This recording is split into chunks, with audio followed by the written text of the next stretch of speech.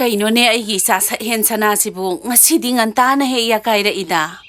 Isa gi manglan sibu mapung ipa padra bro. Ima. Ngasi manglan di ima di kamai kangi ba. Isa na bullet ki manglan mangbabu mama ay na karigi kangoy doino. Adu dai bullet to lebiro da ni ma. Ay na pisapi ay di lebini da hai. Adu ga bullet tila na bullet ki photo ko lebiu ya de. Lebini isa gi bullet to soy da na lebini. Asem ro ma kedo ngai lebi doino. Ay to ning mana ya dre ma. Khathun lebiu ba. Soy da na lebi doini. Horen imagi manglan da ne isa gi bullet to soy da na lebi doini. Hoi ma. Kaya ba? Manglan bullet to di ima na som thobiro. Ay na haidi asem ba bullet to. Taibang da lebiu hai be ma. Zathoda khet chaningai phok lai tingai sida. No magi jara khara talaga imana honari base. Karai dagi sel na nangi bullet laiga dori bano. Nang su pakhang phara bani. Imana wari base khara su khan ba phara bani. Phare se namai namitta thoguro. Ima sak thong biragi. Ka injang thong du ni ma. Yen. Dem. Yai he. Khoi ma ji hit chat le.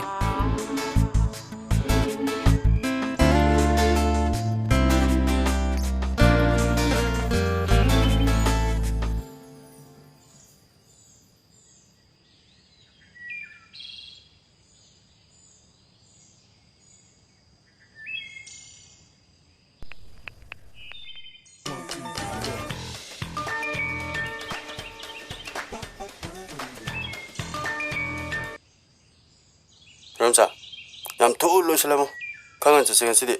Ayolah. Kihu ba. Hikere.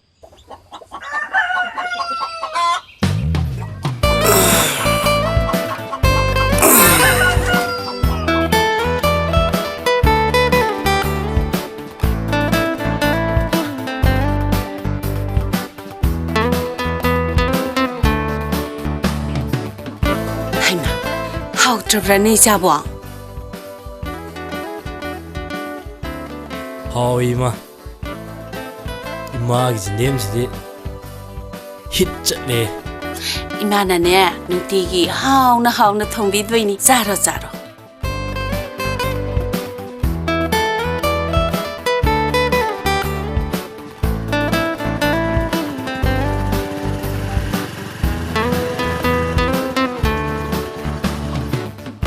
Lo di mana Ramsa? Loi re he. Selalu selama ada. Ya, ini nunggu. Hero maza, na po na say si mapam sana thamu yadra na siya. Marum, college class ya loy baga nganta hala uko matam phate. Hoi ma, anta selesa. Ngata halak nan. Natra. Chala sira. Sasi. Tanan payu si.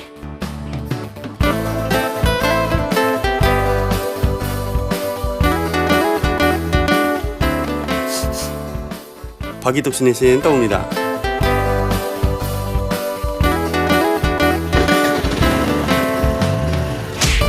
Ma, kenapa pagi tu ni dah? Kari mu tau re. Jalu kiki pagi tu ni dah. Angau bu sing si dia.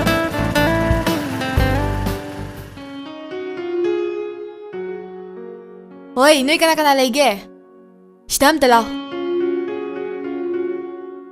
Madam kari takpi kita ba? Marunga maiteiga marunga do kasidam da kausalo. Maitei marum hai sibu madam.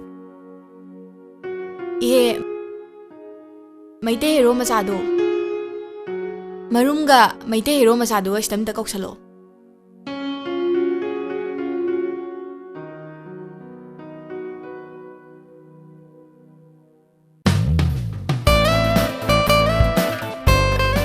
Madam kaya tak pergi tak?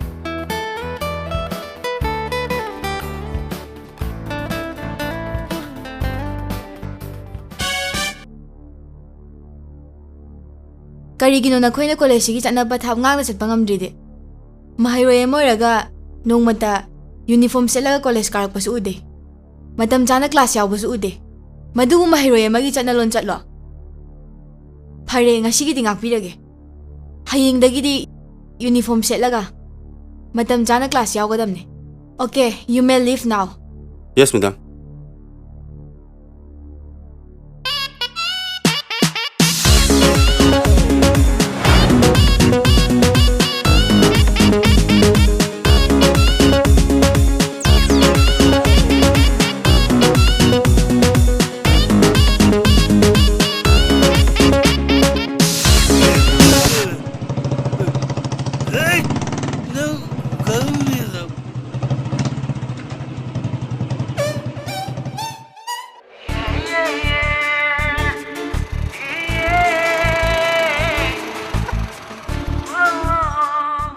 Kaidoino nang nasida nasamna nage ipha pharadana mangmaya sida kari sendano ibungo nangna lermisina marum di udena kai chakhrage 마디 클래스 야우니나 sakhrabani aina sumda sam kakkani khanbada pamubana loe kaino haisibo nangi samdubu kanana ka ohairge haibina ba miga yamna leira jalo as yare he nangsu sauduida tawle adidi kaigino yam thuna hairo ai sharok dingaida madam na sumda sam kaktradi college ta class yaw yaro hai ni ne oh adugi oire chumdro dudi student lama oiradi na samna nagada smart oina kakthakadaba ai thenge ai class yaw duine nang le horoko chale Sisuba purasin namne mai se lai ki amai ram do mandra oi su oi ru da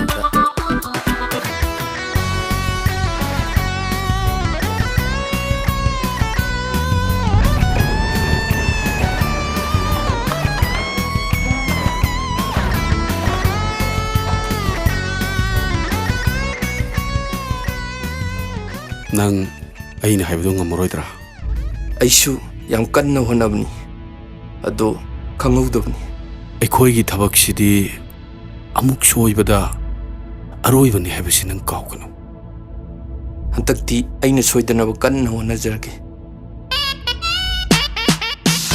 H ꯆꯦꯟꯗꯟꯁꯨ ꯆꯜꯂꯤꯅꯤ ꯐꯥꯎꯂꯝ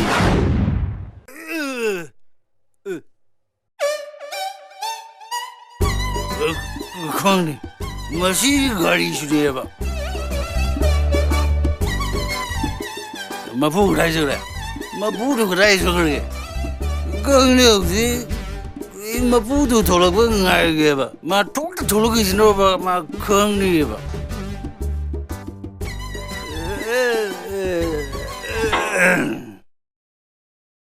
as loidribu mai class tu bo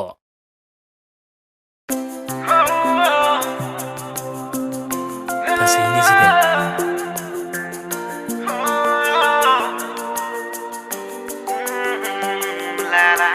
kanai biyano sibo antabu tonga yengine sida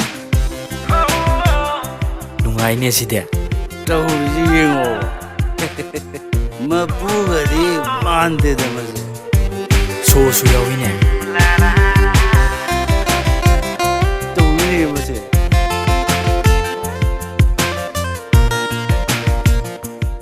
eh hero macha natro adai sibo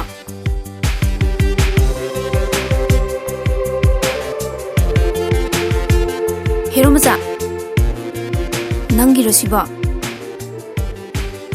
sidi yam phajai he pakcha bda lore nangonda di asai bukta koiru seba chak samla meba asai bukta koiru se thoi parak tani ngasidi lawo doisu pharak tabam kamta yaroi nang diam leina ai dinga hangai khangde ai cham lam heba lawo se ai di khangde ko as kaino ne to dujibo nang naga thauraga aina maningda tongbudo hitchaloidro asado kuiru seba hoi kuiroye khangde ai di tong khale ko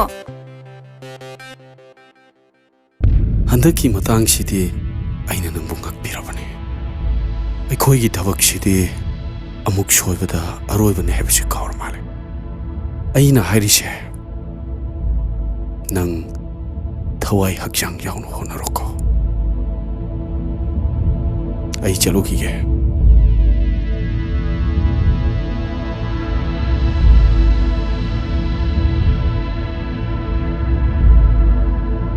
ꯍꯣꯏ ꯑꯩꯅ ꯍꯥꯏꯕꯗ ꯌꯥꯗ꯭ꯔꯗꯤꯅꯦ ꯅꯣꯏ ꯅꯃꯥꯒꯤ ꯃꯥꯏꯊꯣꯡꯗꯣ ꯎꯕ ꯉꯝꯗꯅ ꯁꯤꯖꯅꯤꯍꯦ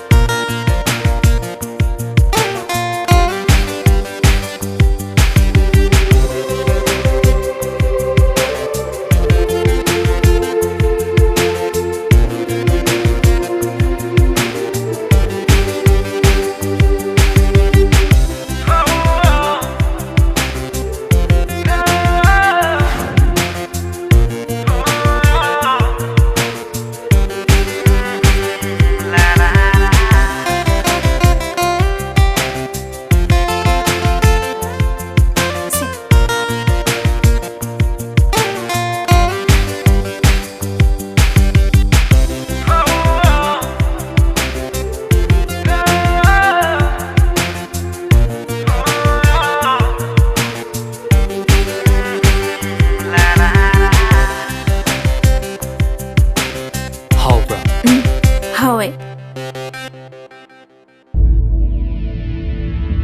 Ay, bulit lang Andre.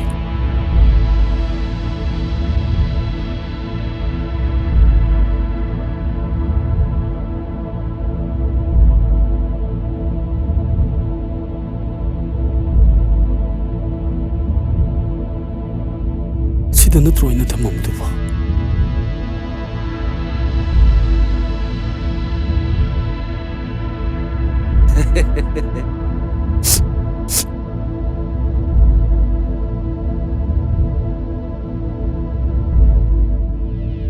Sida mamang kitsaka. Sida maning kitsaka.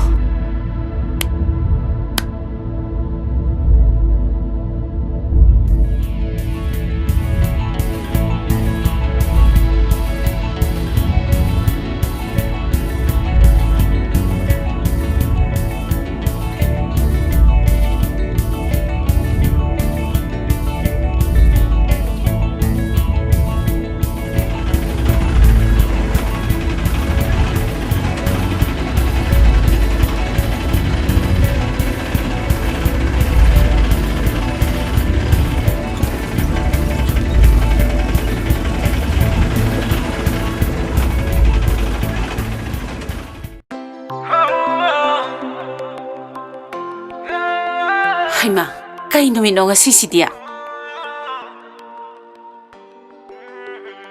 Kay daw ragi na isabo. Nati, nang mo imada sauriro. Kaiso daw dede ma. Imana ne, isagi buleto laining da banati. Isa na pisak piklingay dagi buleto pamjarak ba ne. Imana nang ginaning tungan bangamdre hay na. Nang imada sauriro. Kaiso daw dede ma. Ay imada buleto amuhan na layo hairaro ima. Hey, ang hawo sidi. Kay daw bagi isagi buleto layroy doy no. Imana hindi ba se, isagi damagtani. Isagi manglan gi buleto, imana suway da namang paunahan gani. Imalay di ba sidi?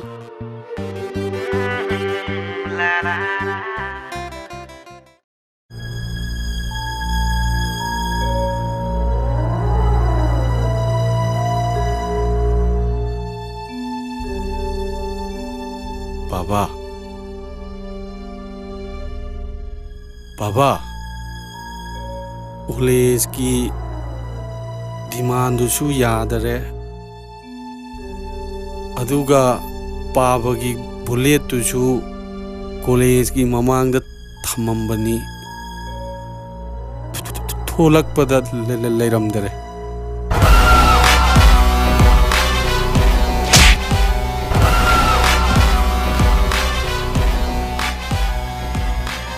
ꯕꯥꯕꯥ ꯑꯩꯒꯤ ꯊꯋꯥꯏ ꯃꯆꯥꯁꯤꯗꯗꯤ ꯈꯟꯕꯤꯌꯨ ꯕꯥꯕꯥ ꯉꯁꯤ ꯅꯣꯡꯃ ꯅꯤꯅꯤꯗꯗꯤ ꯃꯇꯝ ꯄꯤꯕꯤꯌꯨꯕ ꯑꯩ ꯄꯥꯕꯒꯤ ꯕꯨꯂꯦꯠꯇꯣ ꯑꯩ ꯁꯣꯏꯗꯅ ꯐꯪꯅꯕ ꯊꯤꯒꯦꯕ ꯑꯩ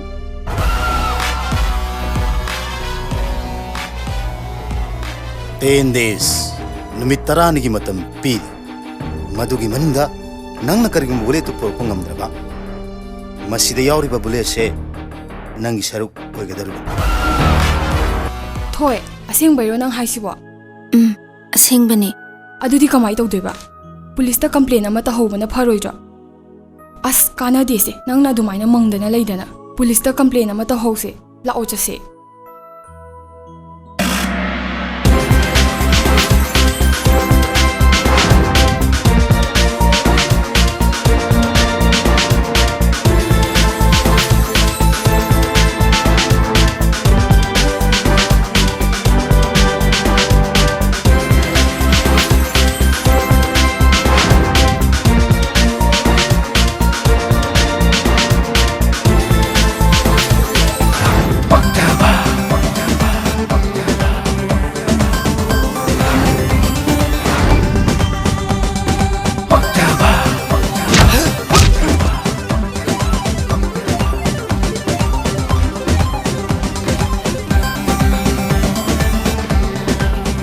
Hello sir.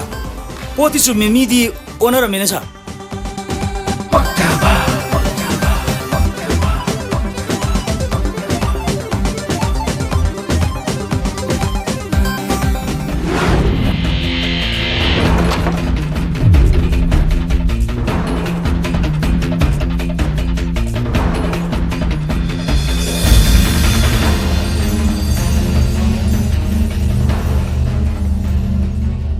Ay Mitibong! Nako ganito wakay no! Hey! Chalay! Natibong kayo ka na atake! Ay chalo! Nasakto yindi! Nakong nasakto to! Mitibong kayo di! 너에게 다 복서 액션나 수고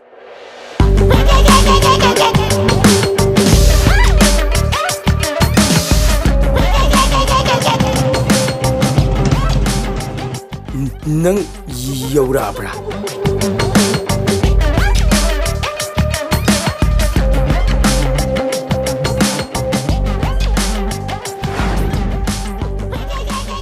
Bullet classic. Yam parim ni. Ai bokta ngarang den thawdri.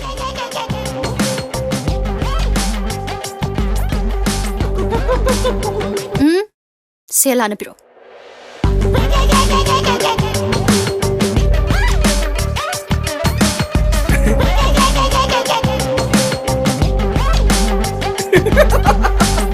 Ngaiko.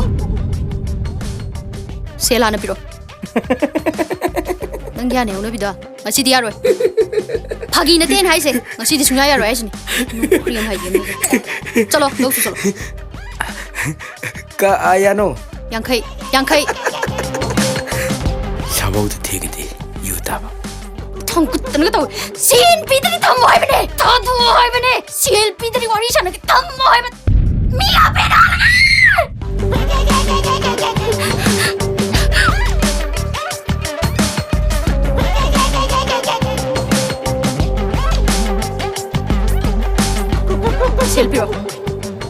CLP로 나가 오늘 비로 떨고 나와야 돼 센비로바 비로 시리 야말리 센비로바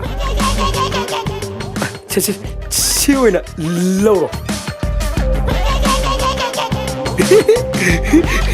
또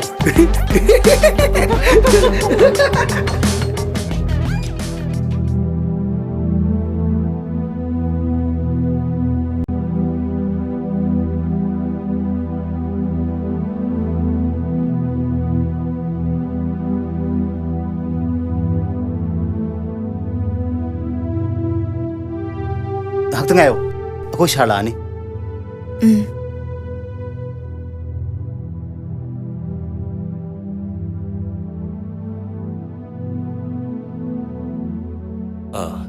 ꯀꯩꯅꯣ ꯍꯥꯏꯕ ꯇꯥꯁꯦ ꯁꯥꯔ ꯑꯩꯒꯤꯁꯦ bullet ꯑꯃ ꯃꯥꯡꯈꯤꯕꯒꯤ complain ꯑꯝꯇ ꯇꯧꯖꯒꯦ ꯇꯧꯕꯅꯦ bullet ꯍꯥꯏꯗꯤ ꯕꯥꯏꯛꯇꯨꯅꯦ ꯁꯥꯔ ꯅꯪ ꯀꯩꯅꯣ ꯅꯪꯕꯨ ꯕꯨꯂꯦꯠꯀ ꯊꯧꯕ꯭ꯔꯅꯦ ꯑꯩꯒꯤ ꯅꯠꯇꯦ ꯁꯥꯔ ꯏꯃꯥꯟꯅꯕ ꯑꯃꯒꯤꯅꯦ 이만한 하이시 나기 까노 ꯑꯩꯒꯤ ꯀꯣꯂꯦꯖꯀꯤ ꯏꯃꯥꯟꯅꯕꯒꯤꯅꯦ ꯁꯥꯔ 이짬 짬나 좀 ꯂꯣꯏꯅꯕꯅꯤꯗ ꯀꯣꯂꯦꯖ ꯄꯨꯟꯕꯅꯦ ꯑꯗꯨꯗꯤ ꯄꯣꯠꯇꯣ ꯃꯥꯡꯕꯒꯤ ꯃꯔꯝꯗꯨ ꯑꯩꯉꯣꯟꯗ ꯃꯔꯤꯛ ꯆꯨꯝꯅ ꯂꯤꯌꯨ ꯁꯥꯔ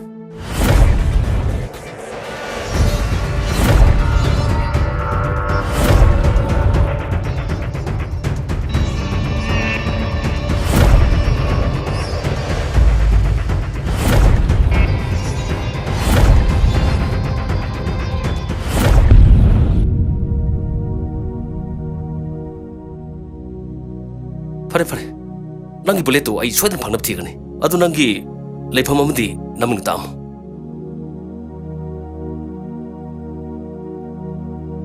फजैने सिदे 이 ꯁꯤ ꯑꯝꯇꯪ ꯑꯩꯒꯤ ꯑꯣꯏꯕ ꯐꯪꯍꯧꯔꯗꯤ 시디 पुरा पोजिसलमनि나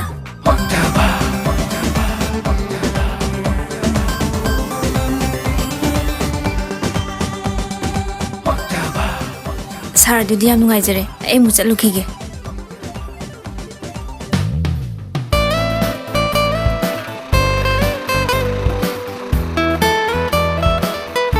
ꯀꯩꯅꯣꯝꯇ ꯍꯪꯒꯦꯕ ꯁꯤꯁꯤꯕꯨ ꯍꯨꯔꯥꯜꯂꯛꯄ ꯄꯣꯠ ꯆꯩ ꯌꯣꯟꯐꯝꯗꯣ ꯅꯠꯇ꯭ꯔꯣ ꯑꯧ ꯃꯥꯅꯦ ꯑꯣ ꯄꯣꯠ ꯑꯝꯇ ꯌꯦꯡꯒꯦ ꯇꯧꯕꯅꯦ ꯌꯥꯅꯤꯀꯣ ꯌꯥꯅꯤ ꯆꯪꯕꯤꯌꯨ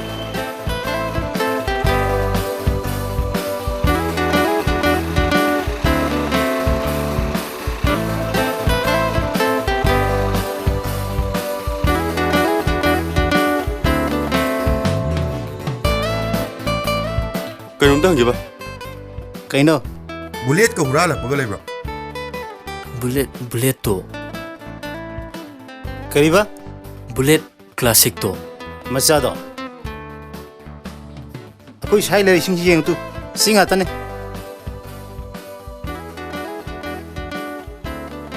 ꯑꯩꯈꯣই ꯁ꯭ꯋꯥꯏꯗ ꯃꯆꯥ ꯍꯨꯔꯥꯟꯗꯦ ꯁ꯭ꯋꯥꯏꯗ ꯑꯄꯥꯝꯕ ꯑꯃ ꯈꯜꯂꯨ ꯁꯤꯗꯤ ꯌꯥꯔꯣꯏ ꯑꯃꯨꯛ ꯆꯧꯏ ꯀꯩ ꯀꯥꯟꯗꯕꯗ ꯃꯇꯝ ꯃꯥꯡꯅꯕ ꯂꯣꯏ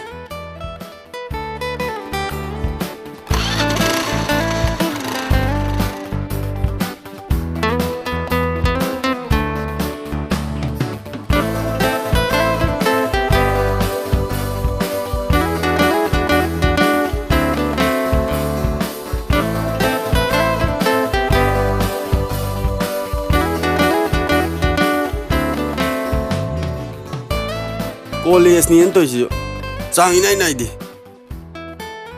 ꯂꯩꯕꯥꯛ ꯏꯔꯥꯡꯁꯤꯅ ꯃꯔꯣꯟ ꯑꯃ ꯁꯨꯡꯂꯦꯞ ꯂꯦꯞꯇꯦ ꯁꯣꯝꯗꯅ ꯕꯨꯂꯦꯠ ꯃꯥꯡꯉꯤꯕ ꯀꯟ ꯃꯝꯃꯤ ꯂꯩꯕꯥꯛ ꯏꯔꯥꯡ ꯑꯁꯨꯛ ꯌꯥꯝ ꯀꯜꯂꯤꯉꯩ ꯃꯔꯛꯁꯤꯗ ꯍꯨꯔꯥꯜꯅꯤꯅ ꯍꯨꯔꯥꯜꯂꯤꯕ ꯃꯤꯗꯨꯁꯨꯅꯦ ꯑꯉꯛꯄꯅꯦ ꯑꯩꯗꯤꯅꯦ बुलेट हुराली मीदो हेक फंगबदा कꯩꯗꯧꯒꯦ ꯌꯦꯡꯉꯣꯕ ꯄꯥꯡꯅꯤꯗ ꯁꯣꯏꯗꯅ ꯄꯥꯡꯅꯤ ꯅꯣꯏꯅ ꯍꯥꯏꯅꯩꯗꯣ ꯃꯤꯗꯣ ꯍꯥꯟꯅ ꯐꯪꯅꯕ ꯊꯤꯕꯅ ꯐꯠꯇ꯭ꯔꯣ ꯃꯤꯗꯨꯕꯨ ꯐꯪꯂꯕꯗꯤ ꯑꯩꯈꯣꯏꯅ ꯇꯧꯅꯤꯡꯕꯗ ꯇꯧꯕ ꯌꯥꯔꯦ ꯑꯗꯨꯗ ꯂꯨꯔꯤꯕꯗꯤ ꯍꯨꯔꯥꯜꯂꯤꯕ ꯃꯤꯗꯣ ꯀꯗꯥꯏꯗ ꯀꯃꯥꯏꯅ ꯊꯤꯔꯨꯅꯤ ꯆꯨꯝꯃꯤꯅꯦ ꯑꯩꯈꯣꯏ ꯄꯪꯄꯪ ꯍꯥꯏꯁꯦ ꯊꯤ ꯁꯤꯡꯉꯦ ꯑꯩꯈꯣꯏ ꯄꯪꯁꯦ ꯆꯨꯝꯗ꯭ꯔꯣ ꯑꯩꯁꯨ ꯈꯜꯂꯤꯕꯅꯦ ꯑꯩꯈꯣꯏ ꯀꯔꯝꯅ ꯊꯤꯅꯤ ꯍꯥꯏꯕꯗꯣ ꯈꯟꯕꯗ ꯀꯣꯛꯀꯁꯦ ꯂꯣꯏ ꯃꯝꯃꯦꯗ ꯁꯪꯕꯥꯏꯃꯨꯛ ꯆꯥꯎꯗꯣꯔꯦ ꯀꯣꯛꯁꯦ ꯑꯩꯗꯤ बुलेटꯇꯣ ꯐꯪꯅꯕ ꯊꯤꯗ ꯌꯥꯗꯕꯅꯦ ꯑꯩ ꯏꯃꯥꯒꯤ ꯈꯟꯕꯗ ꯂꯩꯇꯥꯐꯝ ꯈꯪꯗꯦ ꯑꯩꯈꯣꯏ ꯋꯥꯔꯁꯨ ꯅꯨꯡꯉꯥꯏꯔꯁꯨ बुलेटꯇꯣ ꯐꯪꯅꯕ ꯑꯝꯇ ꯊꯤꯃꯤꯟꯅꯁꯤꯀꯣ ꯑꯩ ꯇꯜꯂꯦꯍꯦ ꯐꯪꯗ꯭ꯔꯕ ꯄꯣꯠꯇꯨꯕꯨ ꯀꯃꯥꯏꯅ ꯊꯤꯗꯣꯏꯅꯣ ꯐꯥꯒꯤ ꯇꯧꯁꯤꯟꯅꯁꯦ ꯍꯥꯏꯕ ꯇꯧꯔꯛꯑꯗꯧꯅꯤ ꯃꯥꯏ ꯍꯧꯅꯕꯤꯁꯦ ꯀꯩ ꯆꯥꯁꯤꯒꯦ ꯍꯥ ꯏꯌꯥ ꯌꯥꯏꯗ ꯀꯩ ꯆꯥꯁꯤ ꯍꯥꯏꯅꯣ ꯀꯣꯐꯤ ꯑꯣꯏꯅ ꯊꯛꯁꯤꯔꯥ ꯑꯗꯨꯗꯤ 뭐니 샌데 쿰데 커피 한 턱치라 ꯑꯃ ꯍꯦꯛꯇ ꯌꯥꯏ. 아마이다 아마이다 레브라 커피 머리 걷다 어이 뭐해 따디니 커피 머리 걷다 아신 납다나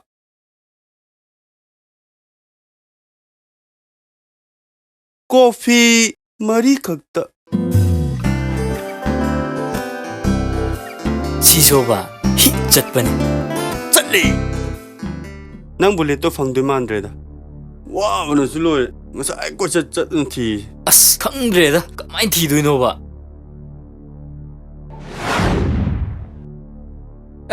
ꯑꯩ ꯕꯤꯍꯨ ꯔꯪꯒ꯭ꯔꯦ ꯇꯥꯅꯣ ꯁꯤ ꯇꯥꯅꯣ 이마!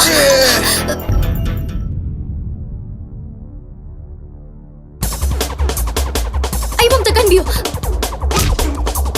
ꯉꯥꯏꯈꯣ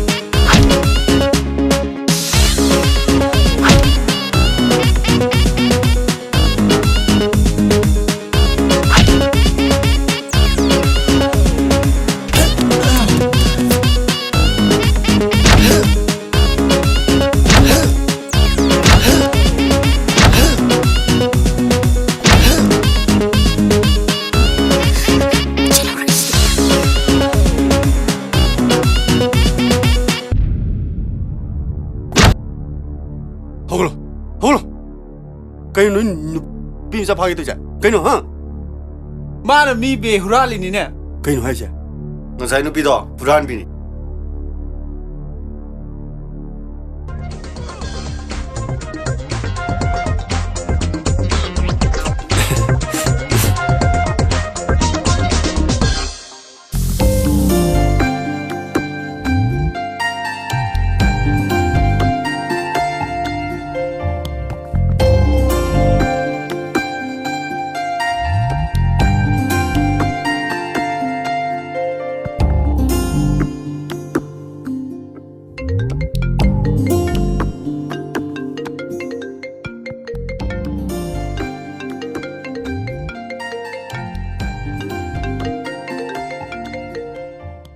Sir!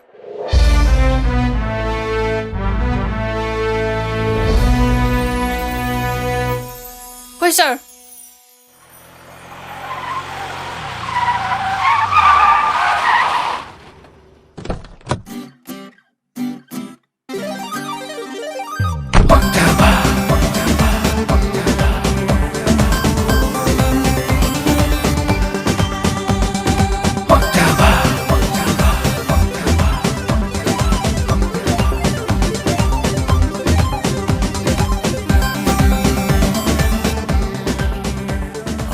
ꯀꯩꯅꯣꯝꯇ ꯍꯪꯖꯒꯦ ꯀꯣꯂꯦꯖꯇ ꯇꯝꯕ ꯃꯩꯇꯩ ꯍꯦꯔꯣ ꯃꯆꯥ ꯈꯪꯕꯤꯕ꯭ꯔꯥ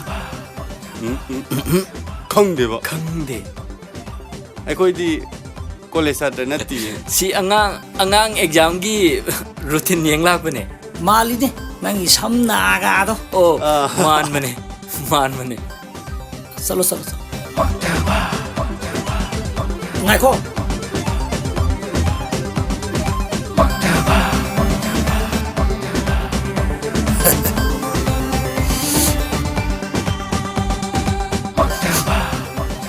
이 낭기 말이네.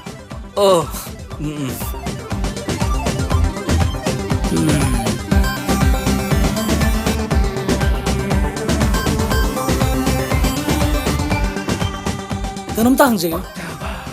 콜레지다 땀바 미대 히로 무사도 강비브라. ngahakan ge yabra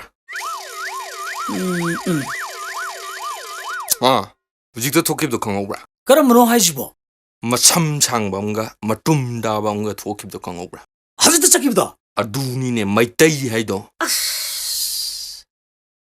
ayam tayongi ge ko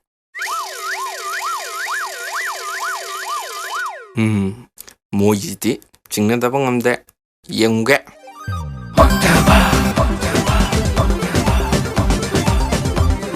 ꯆꯦꯜꯂꯣ ꯊꯦꯛꯑꯒ ꯆꯦꯜꯂꯣ ꯆꯦꯜꯂꯣ ꯑꯩꯁꯨ ꯈꯣꯡ ꯄꯥꯜꯂꯤ ꯆꯦꯟꯖꯜꯂꯛꯀꯦ ꯆꯦꯜꯂꯣ ꯆꯦꯜꯂꯣ ꯆꯦꯜꯂꯣ ꯀꯩꯅꯣ ꯄꯥꯏꯊꯣꯛꯅꯈ꯭ꯔꯦꯅꯦ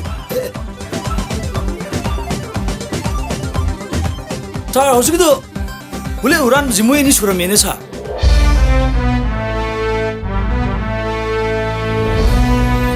오케이 사 무대에 일락서게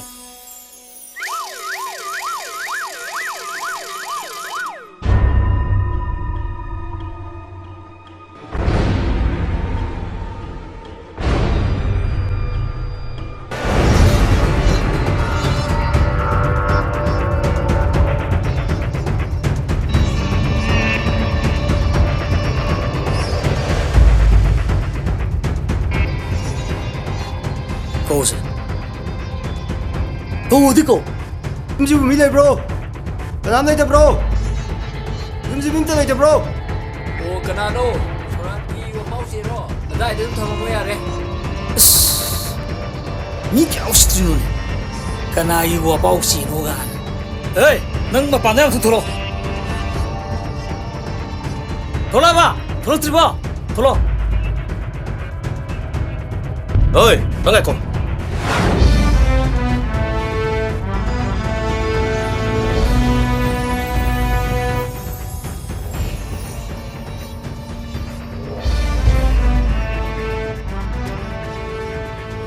낭나 메테 히로 마사이지 마니 사 낭나 한 후랑게 부플레 투카이 타메 하로 나트레드 낭 그야나 되자로 사 불렛 하시부 어이 낭나 한 콜레지 마왕다 불레트 후란 람다 셈 사돈 레호부도 아이 이메치노 후람 캉브라 아생도 얌 투나요 나트레드 낭 나테 게사로 사 아이 아생부 강다우네 하낭 아생부 강데바 아생부도 하이드레 파이파이 낭 아생부도 하이드레 아난 오렌지 일로 깝다 싱거 탁다래네 하 아생와 하이드로브니나 어이 시간이 다 서로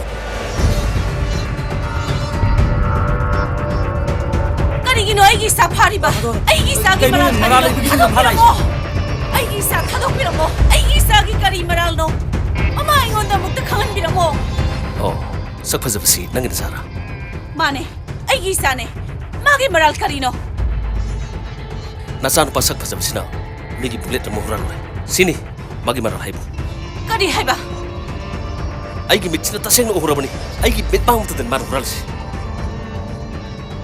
ꯊꯥꯖꯗ꯭ꯔꯒ ꯅꯆꯥꯅꯨꯄꯥ ꯁꯛ ꯐꯖꯕꯁꯤꯗ ꯍꯪꯉꯣ ꯀꯩ ꯀꯥꯟꯅꯕ ꯃꯃꯥ ꯑꯃ ꯑꯣꯏꯔꯒ ꯃꯆꯥꯒꯤ ꯂꯤꯆꯠꯁꯨ ꯈꯪꯗꯕ ꯑꯣꯏ ꯍꯥꯏꯔꯤꯕꯁꯤ ꯆꯨꯝꯕ꯭ꯔꯥ ꯍꯥꯏꯔꯤꯕꯁꯤ ꯑꯆꯨꯝꯕ꯭ꯔꯥ ꯑꯁꯦꯡꯕꯗꯣ ꯏꯃꯥꯗ ꯍꯥꯏꯌꯣ ꯍꯥꯏꯌꯣ ꯅꯪ ꯍꯨꯔꯥꯟꯕ ꯅꯠꯇꯦ ꯍꯥꯏꯕꯗꯣ ꯑꯃꯨꯛꯇꯗꯤ ꯍꯥꯏꯌꯨꯅꯦ 하이드리브 끓이기요. 하요, 하요, 하요.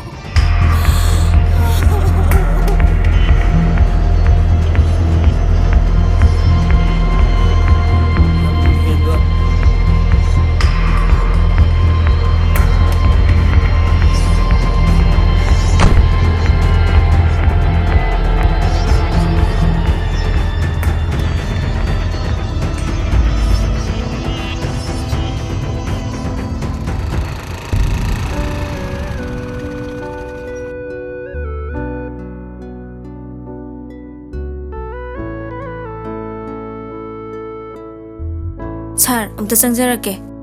ꯆꯪꯉꯣ. ꯐꯝꯃꯣ.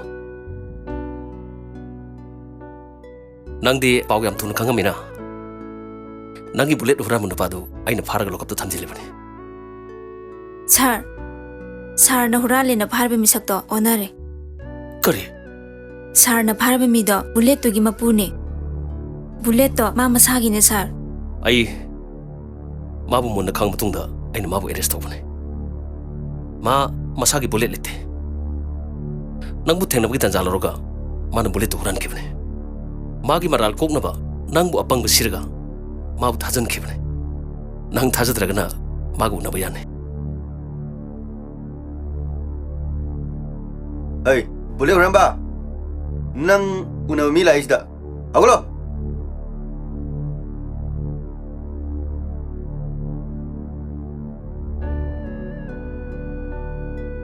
ꯊꯣꯏ ꯃꯣꯏꯅ ꯑꯩꯕꯨ ꯐꯥꯔꯤꯕꯁꯦ ꯅꯪ ꯑꯁꯦꯡꯕꯗꯣ ꯈꯪꯉꯕ ꯅꯠꯇ꯭ꯔꯥ ꯑꯩ ꯕꯨꯂꯦꯠꯇꯣ ꯍꯨꯔꯥꯟꯕ ꯅꯠꯇꯤꯌꯦ ꯍꯦꯔꯣ ꯃꯆꯥ ꯅꯪ ꯑꯗꯨꯗꯤ ꯑꯩꯉꯣꯟꯗ ꯑꯁꯦꯡꯕꯗꯣ ꯍꯥꯏꯔꯣ ꯕꯨꯂꯦꯠꯇꯣ ꯀꯅꯥꯒꯤꯅꯣ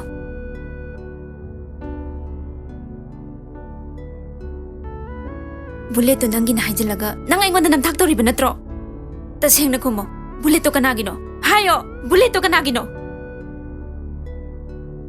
थोय आई नंग मुनम थाक तौदी थोय बुलेट तो आइसु तसेंगना कनागिनो खंगदबने ओ अदुना ताकपदी नंगना बुलेट तो हुरानलप नत्रो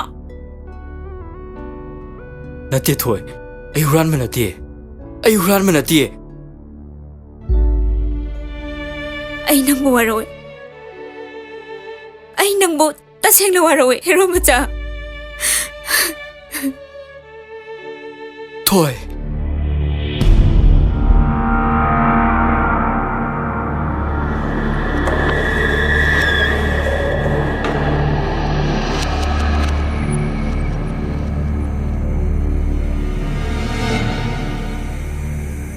नंसी असेंगजे सोय हायरोय हय नंग असेंगदो हायौदा नोइगे हौनबी नरिन टेंजिबो असेंगबो हायदबि सम हैनरिने हा सर ए असेंग खंगदबने हट आइदी चमचम कॉलेज तकी बुलेट तो थौरुबने नचिन्तिनो नंग ताथुरा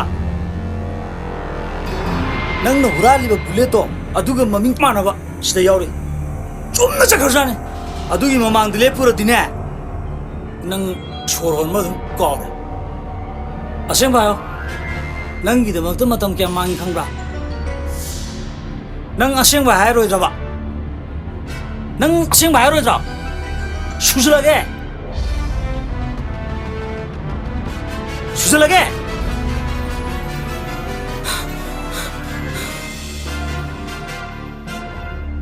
मसिसा असेंग मो हायो याद्रिसा नंग असेंग भाइद्रे सर असेंग मने हाइजैसि आई तसेंगना खंगदबने सर एगोना मतम खरा बिबियो आई बुलेट तो पंगनबो सोइ थिजरके सर आई सर द सिनजगे याइने नंगी से पूरा अनोब मखलमने नंगबो असुक वान एकोइने कोइथि थिरगा फारे अदुगा मु थादोखिबा थादोखन मतुंगदा नंग नोटखिबा अदु एकोइना हुइदोनो नंगबो मनम सुसु नमदुना मु कोइथि थिबा I like that game.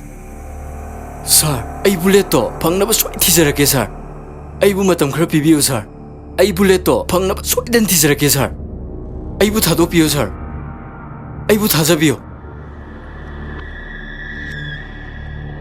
फरसे नंग हाइदो आई थाजरगे आई नंगोंदा नमितारने मतम पिगने मसिगे मनुंगदा नंग बुलेट तो पुथोप ngamna bonagdamne मसिगे अनु तेनबदा नंग नाथोप ngamnaraba मांगखिनरबा होनरबा तारबदे नंगी नाहुत्ता नंगी इमा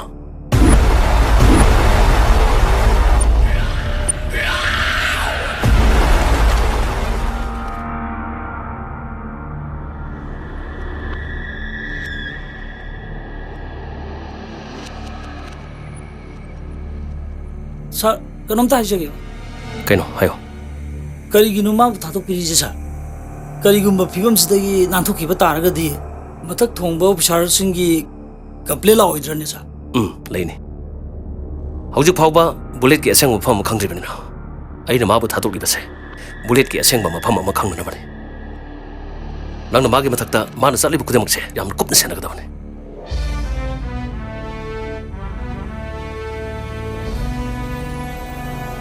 Let's play a real game. Okay, sir.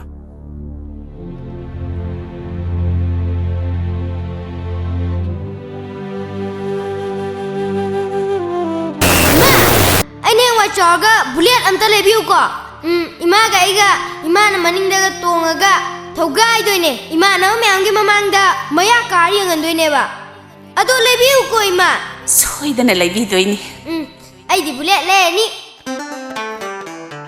अखोय माजे हिट चले हेरो मचानना काजु कानन दबदा वाथी वारेन नोय माना लेजु लेबिरोय ꯅꯪ ꯍꯧꯖꯤꯛ ꯍꯥꯏꯗꯣ ꯇꯥꯍꯧꯗ꯭ꯔꯣ ꯏꯃꯥꯅ ꯂꯩꯕꯤꯅꯤ ꯍꯥꯏꯗꯨꯗꯤ ꯑꯗꯨꯗꯤ ꯑꯆꯥꯄꯣꯠꯇꯣ ꯆꯥꯔꯤꯀꯥꯟꯗ ꯇꯥꯍꯧꯔꯝꯃꯔꯣꯏꯅꯦ ꯐꯥꯒꯤ ꯇꯧꯁꯤꯟꯅꯁꯤ ꯍꯥꯏꯕꯅꯤꯗ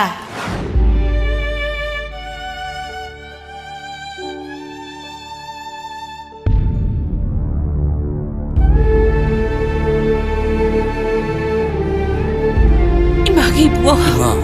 Isa leedana. Isa na halakpa ngaybada. Imadi warida ko. Ima, ay ima ba mo na tanong na sa laro ima?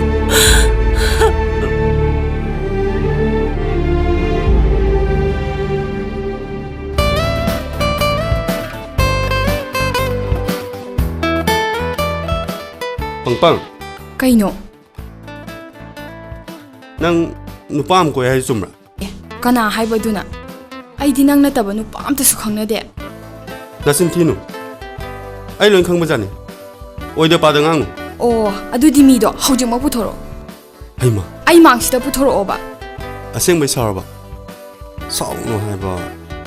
Mi phagi tawsinaraga saung no haiba. As taning de chalo.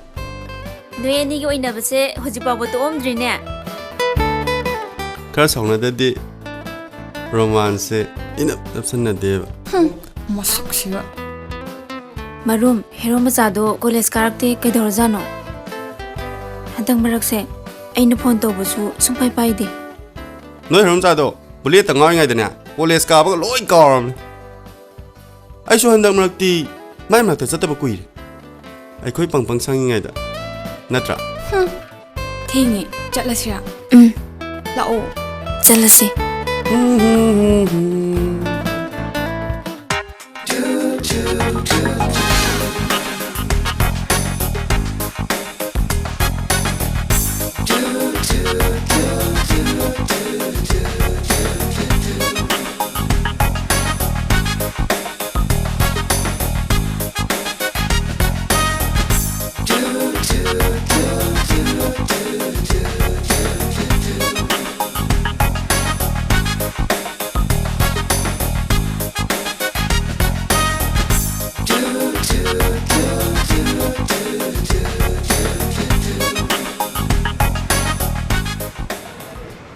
Maru, bullet to kai lem doinova.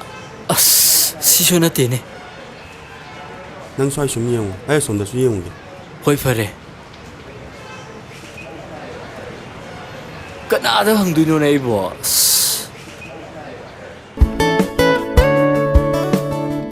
Sidi kya mung lege? 12,000.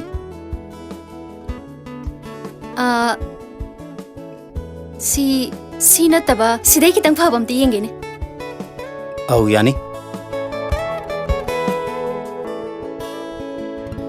Kay numan to sina.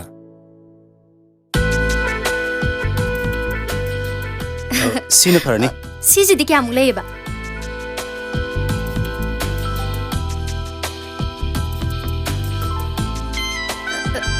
Asom dai sen ti yenge ne.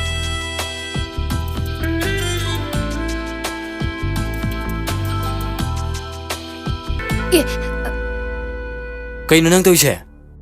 Migi pot ka furan na. Kay no ram bagay di. Sa to eh. Ay bu ram bay tap. Lai gi no sum yeng ambani kay no. Nang hurali do ay misin uhawi ne. Ay gi michibu tang bro. Sak ne na. Furan biman da kay. Sa to eh. Ay bu ram bi dong na. Ay bu ram bi kay di kay no ha. Furan ba na mano hurali aduga. Ay bu ram bi kay na. Mayam sino pasina phone hurali si yeng one. Aduga mana ay bu phone huram bi kay na. Fuzalo masino pas. Kay nang taji ha. Nati. Noi napa na thambra ha. Sakni na huran malana mobile thajalakna thomjalo machin du damado oi kana le la se anta fujan ji la keno ha oi huran bra nang jo ha thajalo ro ja napsalo ra ha Madi huran ma ori muye satho he huran boi ra moi kai si gi huran basina huran bada ai gi misna ne ai gi misna hori ba sakta jing jiga nang suma kun huran bi da tung manau sala kun ko chalo am thuna chalo matung na la din na hum nap ka dauni chalo sakta jing jiga tamo dukan sisu khara section bio haibadi haujikan di huran base amarang kaidana moi natrasu atoba sum matung da mayam lak pe haijari hoi far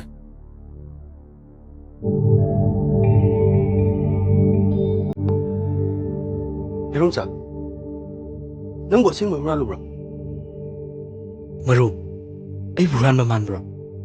Kay no nang hai do. Ai khoidau se dum sauni nge ko. Adudi nang hojiki do ko mai toino. Engon sa sa ro dana. Hojiki nu pido. Manu huran gi to buta ai ne faru ba gi. Adu ga engon no se na khupang na tharai do.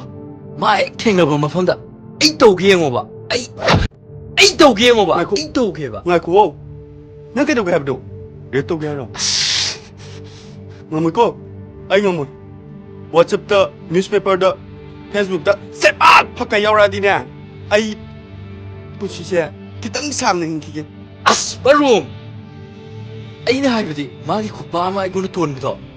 Ai sing ge ba. Ai sing do ge ba. Ni pi du da. Ni pi du tha ga ro na. Marum. Macha. Matam se am patrabani. Cham cham ne hin ya drabani. Kare section ni tabak topsi. Natrabadi. Nangi kupak mangon da ton ma do. Ai ngon da so mo tolak pe. Nang le ro. Ai se le. Ka yin ma du. Wa wo ne mo. Ngai ku ne ai.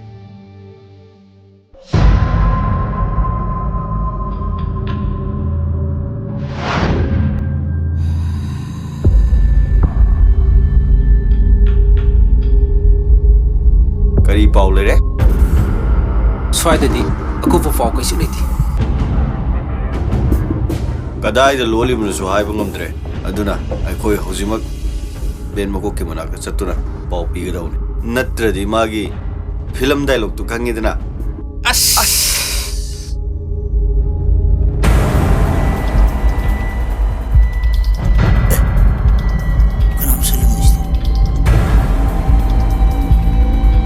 Kaino koi tau ji.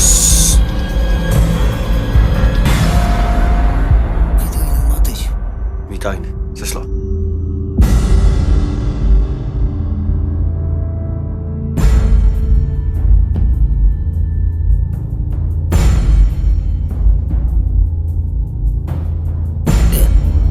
Karum sakrano.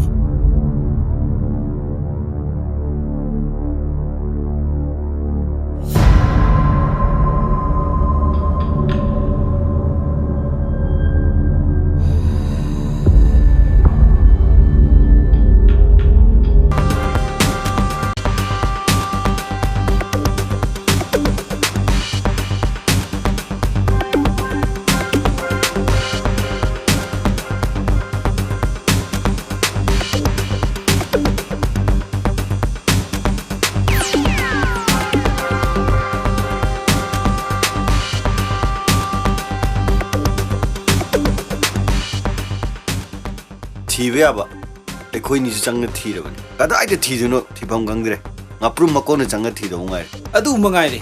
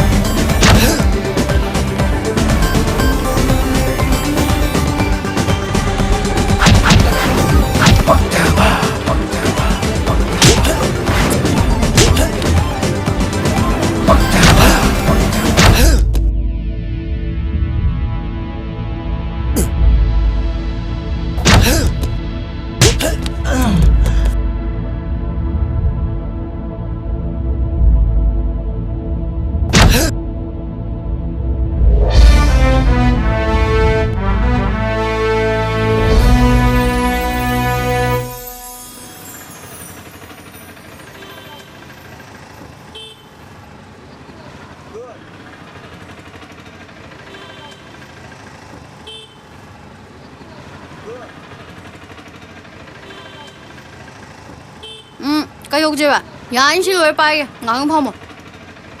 Nang nahangido natro. Manida nangida. Cái nó naan kìa bố. Nahangi huran bido. Ôi rầm môi đó mà nào bố rầm đi. Manida nangida. Nangna phone huralaga ingona khupa bijabado. Aduga ngasi khungup kap sajinaraga kai ten phabi imai bel sing dagi kai huran ge khalino. Kanada awa pi ge haino. Ai khu sem ba thaduk piyo. Yaroi. Ngasi nang aini police ta sinagadabni. Nati police ta chatpa do haino ba. Yaroi, yaroi. Nang ngasi ma aini police ta sinagadabni. Hoi! Mane! Ai huran bi ne. Ai su hingna bo na bada isagi ngamjaba pangal lok sing season na duna. Nupi oi bigi kai khumna ba ngak ta na hingli ba nupi ne ai. Natraga ibu isa yo lagi hingo hai bro.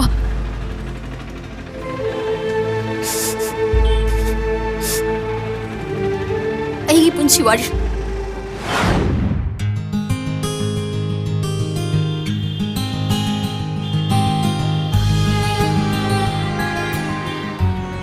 Lai ne. Babu abungo school de su chalure moi hojane am saure fi su thi de boy lai su loi wale hai ado boy award pa do khita lo biruge sel khita piro Kaya no ne? kaya lai gya khangde arei ba khapiro Se be ma. Nang agre ramu. Pa gam wale. Gam kita lai ruge. Migi tabak khara loshinde ba yade.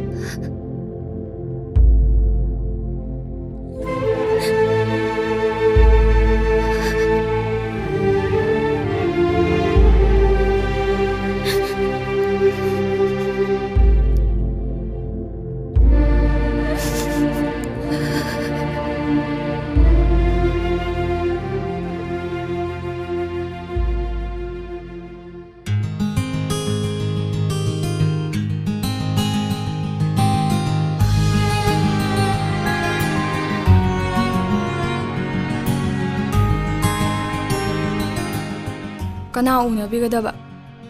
Class 3 gi maliu ngambado hongtu na jage. Changbiro yani.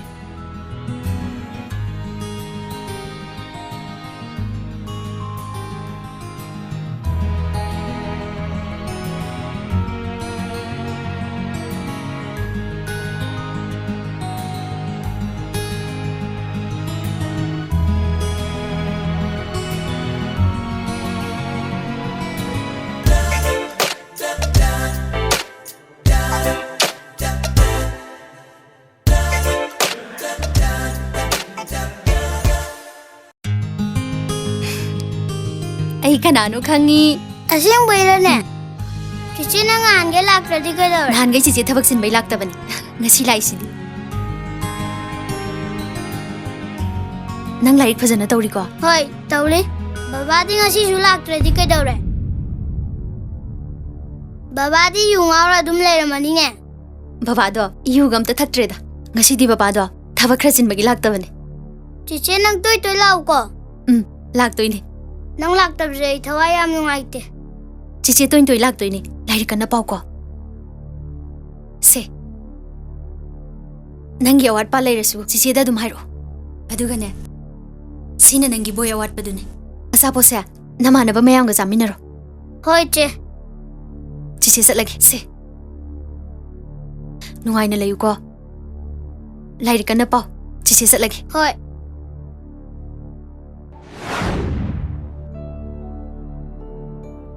masini aigi punsi wari hai babu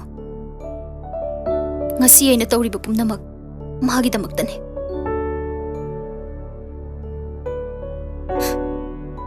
이빠 레이키드를 하여 파우바 강한다나 미기 머포ꯠ 말을 락두나 앙암망암바 빵갈록싱 포톡두나 혼나리바 뿜나막 마다부 미워이라디 하이두나 마기다먹도 혼나리네. ꯄꯨꯟꯁꯤ ꯍꯥꯏꯕꯁꯦ ꯑꯋꯥꯕ ꯀꯌꯥ ꯀꯌꯥ ꯃꯥꯌꯣꯛꯅꯔꯒ ꯍꯤꯡꯕ ꯉꯝꯒꯗꯕꯅꯤ ꯑꯗꯨꯕꯨ ꯄꯨꯟꯁꯤꯅꯤ ꯑꯩꯁꯨ ꯅꯪꯒꯨꯝꯅ ꯑꯋꯥꯕ ꯄꯣꯂꯨꯝ ꯑꯃ ꯄꯨꯗꯨꯅ ꯍꯤꯡꯂꯤꯕꯅꯤ ꯅꯪꯒꯤꯅ ꯀꯔꯤ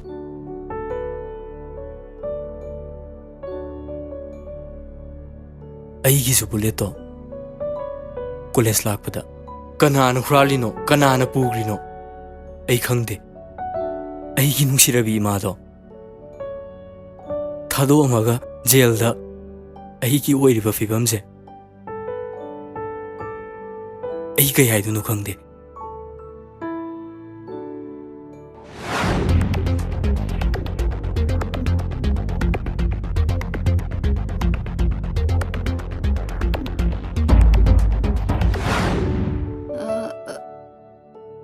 ꯑꯗꯨ ꯅꯪꯂꯣ ꯍꯣꯏ ꯑꯗꯣ ꯅꯪꯗꯤ ꯀꯃꯥꯏ ꯈꯪꯉꯤꯕ ꯑꯗꯣ ꯅꯪꯅꯔꯣ ꯑꯁ ꯅꯪ ꯉꯥꯏꯈꯣ ꯍꯥꯏꯕ ꯑꯩ ꯑꯁꯦꯡꯕꯗꯣ ꯍꯥꯏꯒꯦ ꯍꯥꯏꯕꯅꯦ ꯆꯦꯟꯒꯅꯨ ꯉꯥꯏꯈꯣ ꯑꯌꯣꯃ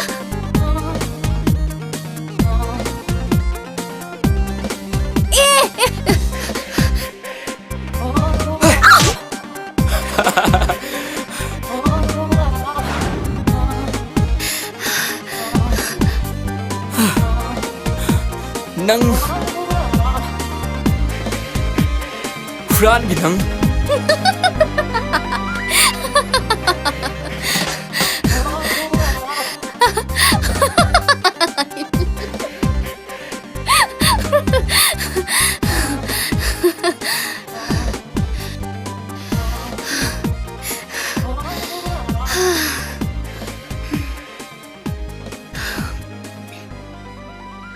후라한비 능 ꯉꯥꯏꯈꯣ ꯍꯨꯔꯥꯟꯕꯒ ꯂꯥꯏꯔꯤ ꯉꯥꯏꯈꯣ 이번에 수마이 좀 꼴딴 단어 레이러가네 캠 가나 방어를 năng bullet kem waro no ai phang na ba thi ge ai nang mating pang ge ba nang ek phang na ba thi da nang thom jil la ka daw ne nang yeng nang thi ge kari no mi na phang na ba thi ge har ma ta da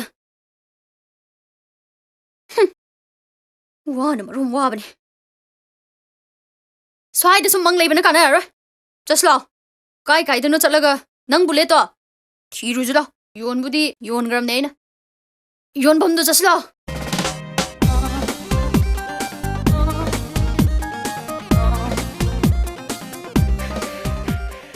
Asisang ase sa tang mam jan wa jan ako in tong da yar ba yare sum khudai khuche lakse chiga kautarati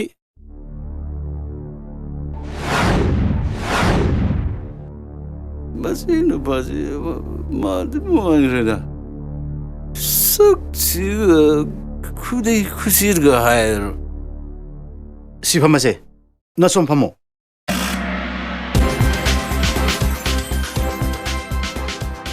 aga kana kana lege ai khoi su sana bodo kainu khare puthro hidak to khara phaba piro udana machille se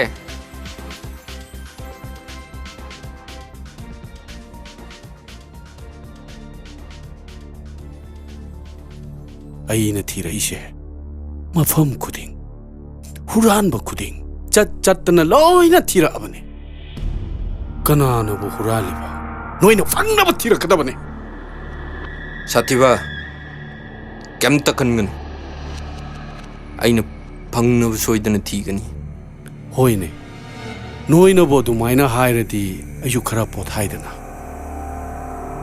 adu noina angi ke thongle ke yam thuna phangna ba thira kadam ni noina sumida koi gi bullet do koi mo yam chang na phangna thi gada ꯐꯪꯗꯕ ꯌꯥꯗꯦ ꯅꯪꯒꯤ bullet ꯑꯃ ꯃꯥꯡꯕ꯭ꯔꯣ ꯀꯩꯅꯣ ꯇꯧꯔꯛꯏꯁꯤꯅ ꯅꯪꯉꯣꯟꯗ ꯑꯣꯏꯅ ꯇꯥꯏꯅꯔꯛꯇꯅ ꯆꯠꯂꯨ ꯑꯥꯗ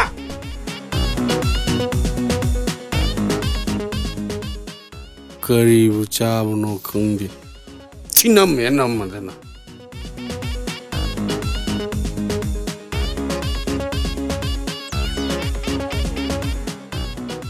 ꯑꯩꯒꯤ ꯕꯨꯂꯦꯠꯇꯣ ꯍꯦꯛ ꯐꯪꯗꯕꯗꯅꯦ ꯅꯪꯒꯤ ꯕꯨꯂꯦꯠ ꯑꯃ ꯃꯥꯡꯕ꯭ꯔꯥ ꯍꯥꯏꯕꯅꯤ ꯆꯠꯍꯧꯔꯣ ꯁ꯭ꯋꯥꯏꯗꯅ ꯑꯃꯨꯛ ꯁꯣꯏꯗ ꯆꯣꯡꯒꯅꯤ ꯆꯠꯂꯣ ꯑꯁ꯭ꯋꯥꯏ ꯆꯠꯍꯧꯔꯣ ꯆꯣ ꯑꯩ ꯅꯪ ꯑꯩꯒꯤ ꯕꯨꯂꯦꯠ ꯂꯩꯐꯝ ꯈꯪꯕ꯭ꯔꯣ ꯈꯪꯉꯤ ꯅꯪꯒꯤ ꯕꯨꯂꯦꯠ ꯂꯩꯐꯝ ꯑꯩ ꯈꯪꯉꯤ ꯍꯨꯔꯥꯟꯕꯗꯣ ꯑꯩ ꯃꯁꯛ ꯈꯪꯉꯤ ꯅꯪ ꯍꯨꯔꯥꯟꯕꯗꯨ ꯈꯪꯉꯦꯕ ꯑꯩ ꯈꯪꯉꯤ ꯀꯣꯂꯦꯖꯇꯨꯒꯤ ꯁꯥꯇ꯭ꯔꯅꯤ ꯃꯩꯇꯩ ꯀꯧꯕꯅꯤ ꯅꯨꯄꯤ ꯑꯃꯁꯨ ꯌꯥꯎꯈꯤꯕꯅꯤ ꯁꯨꯔꯦꯁ ꯄꯦ ꯑꯃ ꯍꯩꯖꯤꯜꯂꯛꯑꯣ ꯑꯃ ꯍꯩꯖꯤꯜꯂꯣ ꯅꯪ ꯑꯩꯒꯤ ꯕꯨꯂꯦꯠ ꯂꯩꯐꯝꯗꯤ ꯈꯪꯉꯤꯀꯣ ꯁꯣꯏꯗꯅ ꯑꯩ ꯇꯥꯛꯄ ꯉꯝꯒꯅꯤ ꯁꯦ ꯕꯦꯒꯁꯤ ꯄꯥꯏꯁꯤꯜꯂꯨ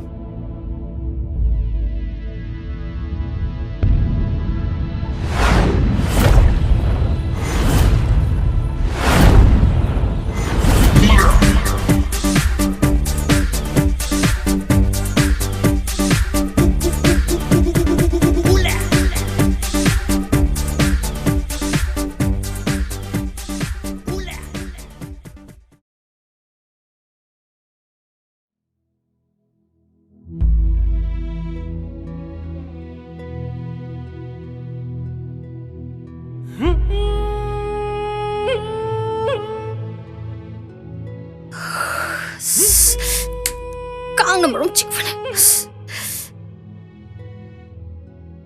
ꯀꯌꯥ ꯅꯨꯡꯉꯥꯏꯅ ꯇꯨꯝꯃꯤꯅꯣ ꯌꯦꯡꯉꯨ ꯒꯣ ꯒꯣ ꯅꯥꯈꯣꯛꯇꯅ ꯑꯁ ꯑꯩꯁꯤꯁꯨꯕ ꯑꯩꯒꯤ ꯂꯥꯏꯕꯛꯁꯤꯗꯤꯕ ꯃꯥꯏꯁꯤꯕꯨ ꯇꯨꯝꯖꯟꯅꯕꯗꯤ ꯅꯠꯇꯦꯀꯣ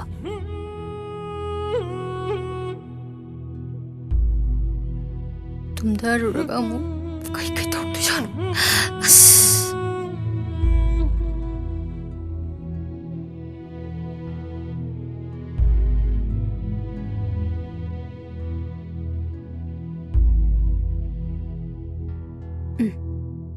실례라디 기땅디 판이세.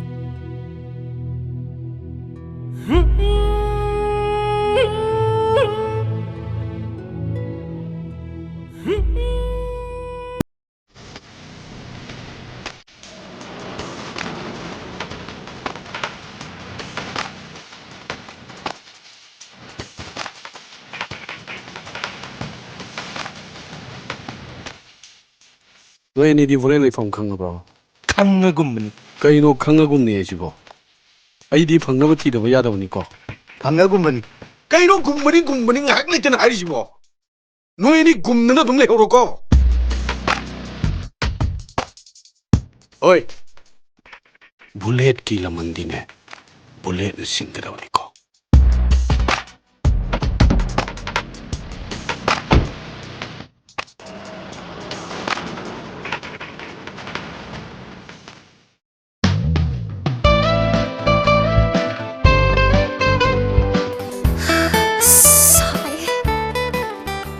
따르고 그놈 더위 농 졸락들어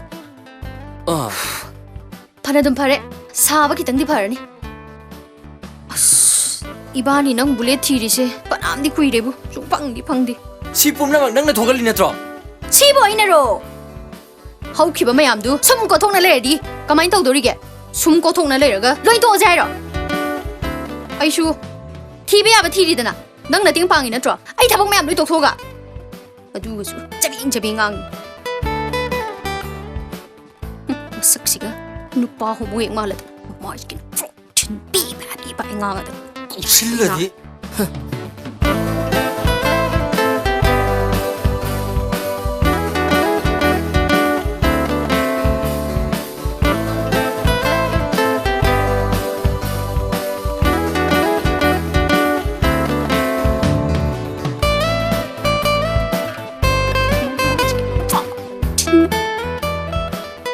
ꯑꯩꯅ ꯍꯥꯏꯁꯦ ꯆꯨꯝꯗ꯭ꯔꯣ ꯁꯤ ꯄꯨꯝꯅꯃꯛꯁꯦ ꯅꯪ ꯊꯣꯛꯍꯜꯂꯤ ꯅꯠꯇ꯭ꯔꯣ ꯑꯩꯗꯤ ꯅꯪ ꯕꯨꯂꯦꯠꯇꯨ ꯅꯪꯒꯤꯅꯤ ꯈꯪꯉ ꯍꯨꯔꯥꯟꯕ꯭ꯔꯥ ꯑꯗꯨꯗꯤ ꯄꯦꯠꯄ ꯁꯨꯒ ꯂꯪꯖꯟꯅꯔꯗꯅ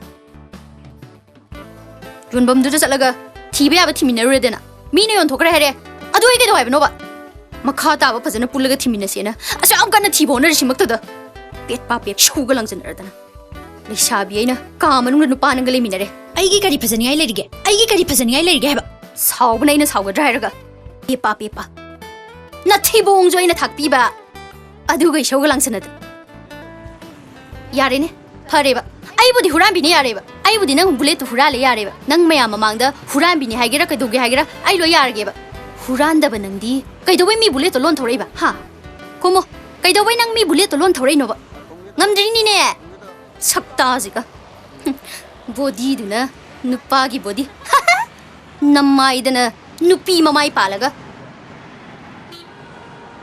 ꯂꯩꯍꯧꯔꯣ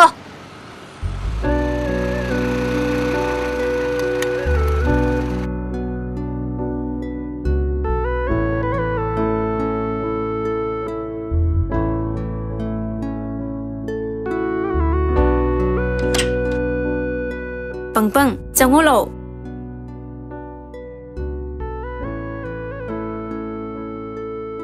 ꯀꯩꯗꯧꯔꯤ ꯏꯕꯦꯝꯃ ꯅꯪ ꯀꯣꯂꯦꯖ ꯀꯝꯇ ꯂꯥꯛꯇ꯭ꯔꯗꯤ ꯑꯩꯁꯨ ꯅꯪ ꯂꯥꯛꯇꯕꯗꯨꯗ ꯍꯩꯅꯗꯗꯅ ꯅꯣꯏꯗ ꯂꯥꯛꯏꯅꯤ ꯑꯩ ꯍꯛꯆꯥꯡ ꯉꯝꯗꯕꯒꯤ ꯂꯥꯛꯇꯕꯅꯤ ꯃꯔꯨꯝꯗꯤ ꯀꯣꯂꯦꯖ ꯑꯗꯨꯝ ꯂꯥꯛꯄ ꯅꯠꯇ꯭ꯔꯣ ꯂꯥꯛꯑꯦ ꯑꯗꯣ ꯃꯔꯛꯇ ꯂꯥꯛꯇꯕꯁꯨ ꯌꯥꯎꯋꯦ ꯉꯥꯏꯈꯣꯅꯦ ꯅꯪꯒꯤ ꯍꯦꯔꯣ ꯃꯆꯥꯗꯣ ꯀꯃꯥꯏ ꯇꯧꯈ꯭ꯔꯒꯦ ꯅꯪꯒ ꯄꯥꯎ ꯑꯝꯇ ꯐꯥꯎꯅꯗ꯭ꯔꯕꯣ ꯀꯣꯜꯒ ꯑꯝꯇ ꯇꯧꯔꯛꯇ꯭ꯔꯕꯥꯕ ꯐꯥꯎꯔꯛꯈꯤꯗ꯭ꯔꯦ ꯀꯨꯏꯔꯦ ꯑꯩꯅ ꯇꯥꯕꯗ ꯃꯥꯒꯤ ꯃꯥꯡꯈꯤꯕ ꯕꯨꯂꯦꯠꯇꯣ ꯊꯤꯕ ꯆꯠꯈꯤꯅ ꯇꯥꯏ ꯏꯕꯦꯝꯃ ꯅꯇꯧ ꯌꯦꯡꯒꯦ ꯇꯧꯕꯅꯦ ꯃꯔꯨꯝꯅ ꯍꯦꯔꯣ ꯃꯆꯥꯒꯤ ꯂꯩꯐꯝ ꯍꯥꯏꯔꯛꯑꯦ ꯑꯗꯨ ꯅꯪꯒ ꯍꯌꯦꯡ ꯎꯅꯅꯕ ꯄꯥꯎ ꯄꯤꯔꯨꯆꯣꯅ ꯂꯥꯛꯏꯅꯤ ꯑꯁꯦꯡꯕꯔꯣ ꯄꯪꯄꯪ ꯅꯪ ꯍꯥꯏꯁꯤꯕꯣ ꯑꯁꯦꯡꯕꯅꯦ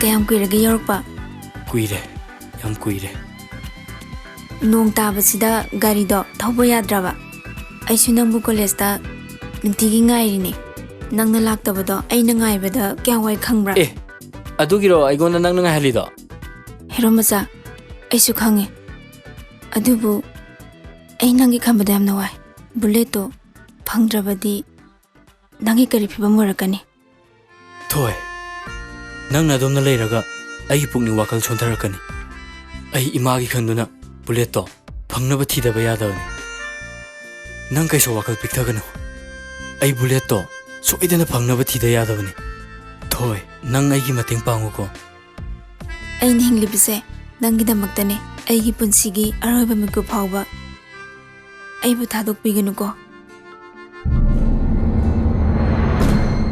ꯁꯥꯔ ꯃꯈꯥ ꯇꯥꯕꯁꯦ ꯑꯩꯈꯣꯏ ꯀꯩꯗꯧꯁꯨ ꯍꯥꯏꯕꯅꯣ ꯁꯥꯔꯒꯤ ꯑꯣꯔꯗꯔ ꯑꯝꯇꯪ ꯄꯤꯕꯤꯌꯨ ꯑꯩꯈꯣꯏꯅ ꯍꯧꯖꯤꯛ ꯐꯥꯎꯕ ꯃꯤꯁꯛꯇꯣ ꯈꯪꯅ ꯍꯧꯖꯤꯛ ꯐꯥꯎꯕ ꯑꯁꯦꯡꯕ ꯑꯃ ꯈꯪꯕ ꯉꯝꯗꯕ ꯍꯥꯏꯕꯁꯦ ꯑꯩꯈꯣꯏꯒꯤ ꯗꯤꯄꯥꯔꯠꯃꯦꯟꯒꯤ ꯑꯆꯧꯕ ꯑꯁꯣꯟꯕ ꯑꯃꯅꯤ ꯆꯞ ꯆꯥꯕ ꯂꯩꯐꯝ ꯑꯃꯗꯤ ꯃꯈꯣꯏꯕꯨ ꯊꯤꯒꯠꯄ ꯍꯥꯏꯕꯁꯦ ꯑꯩꯈꯣꯏꯒꯤ ꯇꯉꯥꯏꯐꯗꯕ ꯏꯊꯧꯅꯤ ꯁꯥꯊꯤꯕ ꯑꯃꯗꯤ ꯃꯍꯥꯛꯀꯤ ꯒꯦꯡ ꯂꯤꯗꯔ ꯅꯝꯕꯔ 4 ꯂꯂꯣꯡꯕꯗ ꯅꯠꯇꯅ ꯀ꯭ꯔꯥꯏꯝ ꯀꯌꯥꯗꯁꯨ ꯆꯦꯟꯅꯕ ꯃꯤꯁꯛꯅꯤ ꯍꯥꯏꯕꯁꯦ ꯀꯟꯐꯥꯔꯝ ꯇꯧꯔꯕꯅꯤ ꯁꯥꯔ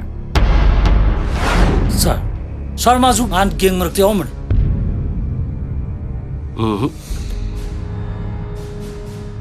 ꯃꯍꯥꯛꯁꯤ ꯑꯩꯒꯤ ꯏꯈꯥꯗ ꯂꯩꯕ ꯑꯣꯐꯤꯁꯔꯅꯤ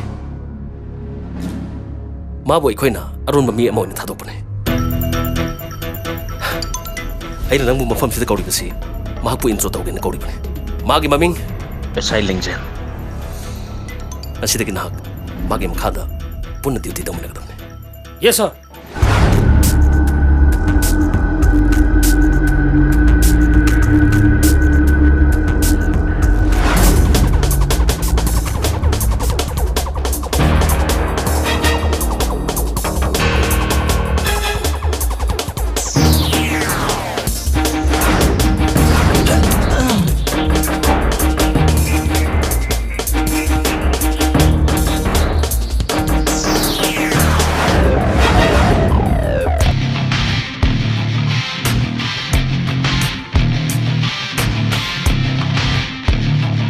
너희 불렸어.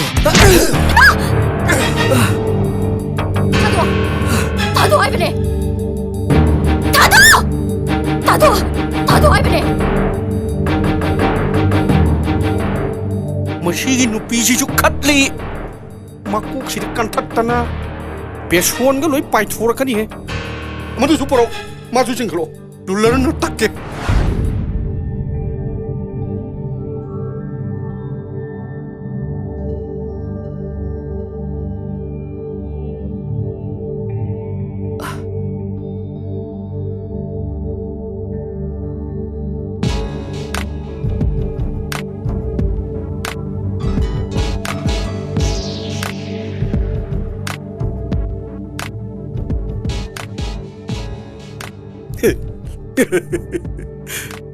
ओजा मपान थूबने रेप तो नते मणिपुर मचांग हैना रेप से तोयमन बसिदा मपान थोकबो यादी वाखल जी छिराना न खनरेने मसाई नुपी तो काई सकरगे मा काई सकरगे अपने कईदौरे इबुंगो कैसे तौदेदा इस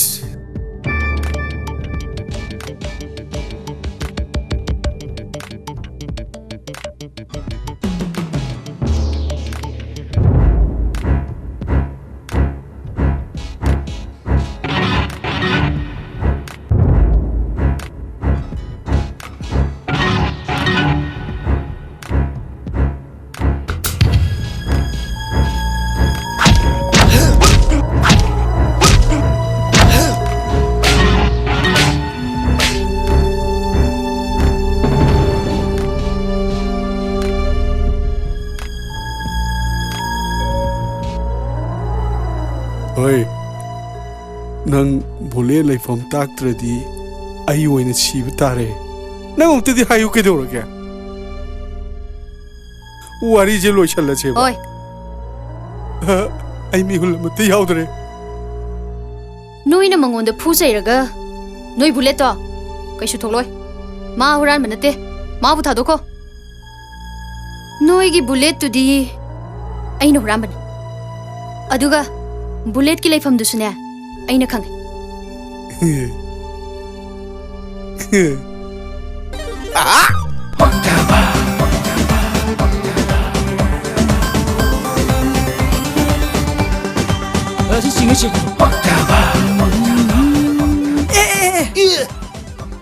쇼르키 하 남이 또 오더라 덕설은 짜다부터 덕설이 기기로 시도로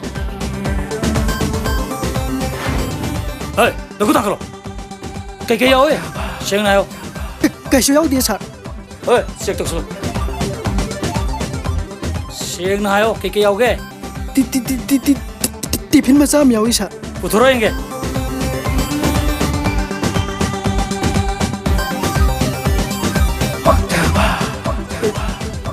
City Pilla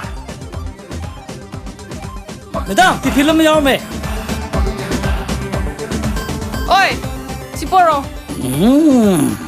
चलो 10분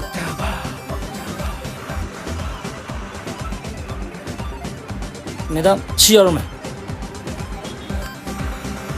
마시군바 매일 까바 진작세 마뚱다 모아나 시나가노 마시나 뚱다 허락리바 안강싱기 제네레이션다 야망닝아이 오이 마두다 수나타나 ngasi mian cha singna iramda masida laloniti tawduna kanglai pa asibu manghanbada chawngna mating oiribe nasa manghanbada natana khunai asibu zu manghangena khangan yare chakro yare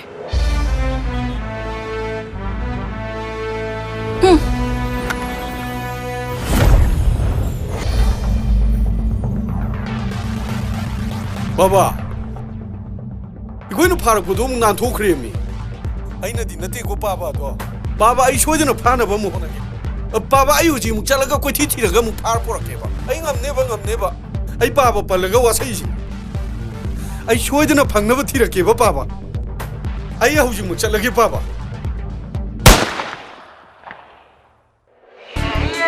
kem khalunada Hꯧjikan chatnabida naana fazan takala kakpige. Mi ai ju sam kakpa hebida faurini. As yam ka kano ba amuye ba Pipa pipa. Chathoe. Mamma ji ka chok chinjandana masi. Anda mayam changdan thitna. Mamma ji green ka bloid. Masak se kitang hongdok na ba kakpige haraga pipa pipa. Amu phan ge ro. Na nan thuk na phone na bada kyang wai.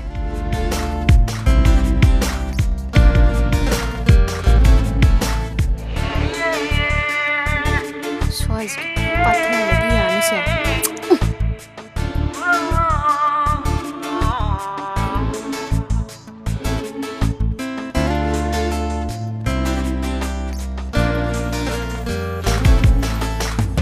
Go. See you ready phazare dana sa. Masak kasi nupa male ba.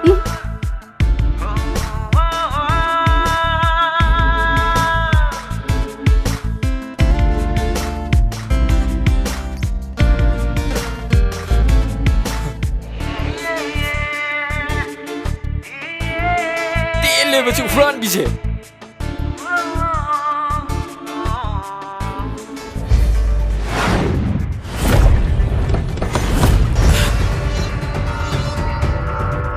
Sidara huram mum kai lei hai lo changan ji lo loi na khana kuire mi khat ba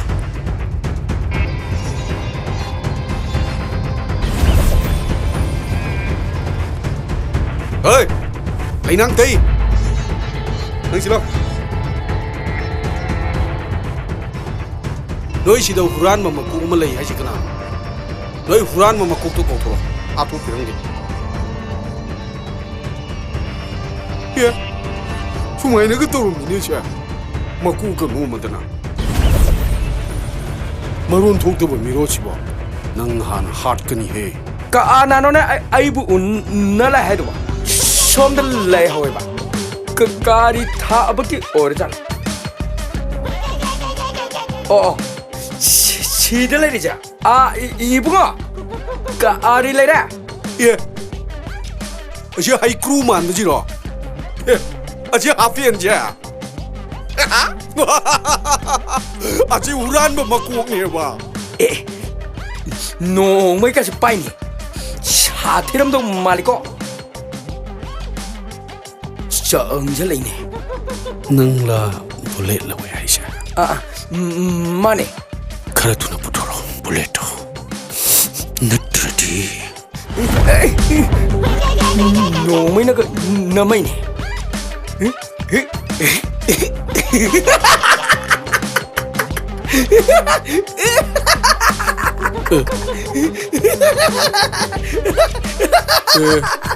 Mày cái bố này hết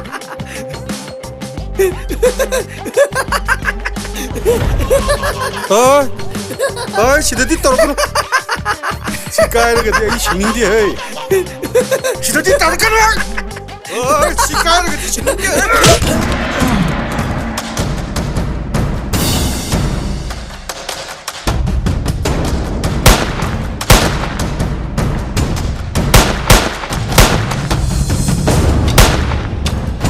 Baba dah makan hai di hari rohe.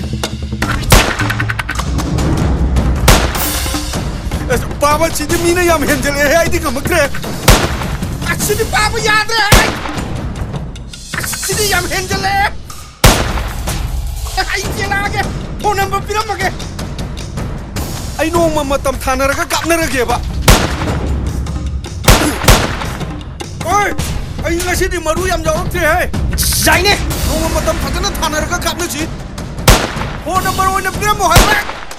phone number tu piram ne. Cai ke phone number piram ke? Numer apa tu ya ne? Hai dong ne. 9612 5567 Ayan to!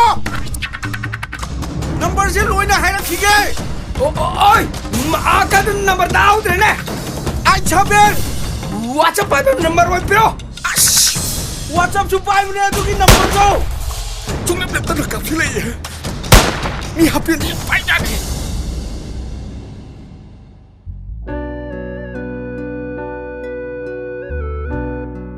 ꯅꯪꯁꯦ ꯈꯔꯗꯤ ꯍꯣꯡꯉꯝꯃꯦ ꯌꯥꯝ ꯅꯨꯡꯉꯥꯏꯇꯕꯁꯨ ꯃꯥꯜꯂꯦ ꯑꯩꯁꯨ ꯅꯨꯃꯤꯠꯇꯣ ꯈꯜꯂꯨꯕꯗ ꯌꯥꯝ ꯏꯀꯥꯏ ꯀꯔꯤꯒꯨꯝꯕ ꯑꯩꯅ ꯅꯪꯒꯤ ꯕꯨꯂꯦꯠꯇꯣ ꯇꯣꯡꯒꯦ ꯍꯥꯏꯔꯝꯗ꯭ꯔꯕ ꯁꯤꯒꯤ ꯐꯤꯕꯝꯁꯦ ꯑꯣꯏꯔꯝꯂꯣꯏꯗꯕꯅꯤ ꯊꯣꯏ ꯑꯩꯒꯤꯗꯤ ꯄꯛꯅꯕ ꯊꯤꯗ ꯌꯥꯗꯕꯅꯤ ꯍꯣꯏ ꯑꯩꯁꯨ ꯑꯉꯝꯕ ꯃꯇꯦꯡ ꯄꯥꯡꯒꯦꯅ ꯈꯜꯂꯤꯕꯅꯤ ꯍꯣꯏꯁꯦ ꯀꯩꯁꯨ ꯈꯜꯂꯨꯔꯅꯨ ꯊꯛꯆꯜꯂꯣ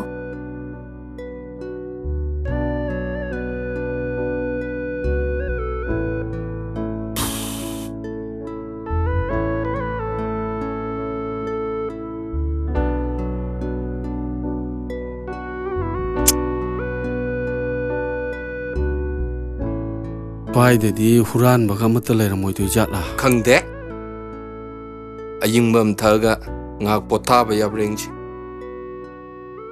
ꯑꯩꯗꯤ ꯄꯣꯊꯥꯕꯗꯤ ꯂꯥꯏꯔꯗꯅ ꯀꯣꯛꯁꯤ ꯄꯨꯕ ꯉꯝꯗ꯭ꯔꯦ ꯕꯦꯠ ꯃꯀꯣꯛꯇꯨꯅ ꯃꯔꯣꯜ ꯑꯃ ꯑꯩꯕꯨ ꯍꯥꯠꯇꯧꯒꯤ ꯈꯨꯠꯁꯥ ꯊꯦꯛꯇꯅ ꯉꯥꯏ ꯂꯩꯔꯝꯅꯦ ꯑꯩꯁꯨ ꯉꯔꯥꯡꯗꯣ ꯃꯌꯥꯝꯅ ꯍꯨꯔꯥꯟꯕ ꯀꯜꯂꯦ ꯍꯥꯏꯕ ꯃꯐꯝꯗꯣ ꯑꯗꯨꯗ ꯆꯪꯉ ꯊꯤꯔꯨꯏꯅꯤ ꯑꯗꯨꯗ ꯃꯣꯏꯒꯤꯗꯣ ꯕꯨꯂꯦꯠꯀꯨꯝꯕꯗꯤ ꯇꯧꯗ ꯃꯥꯜꯂꯦ ꯉꯥꯅꯨ ꯌꯦꯟ ꯍꯨꯔꯥꯟꯐꯝ ꯑꯣꯏꯔ ꯂꯩꯔꯝꯃꯤꯗ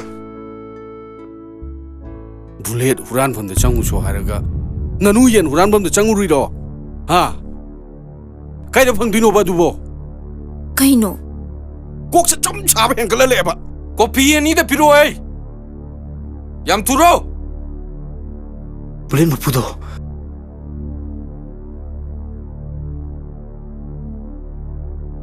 ꯆꯠꯁꯤꯔꯥ ꯆꯠꯁꯂꯣ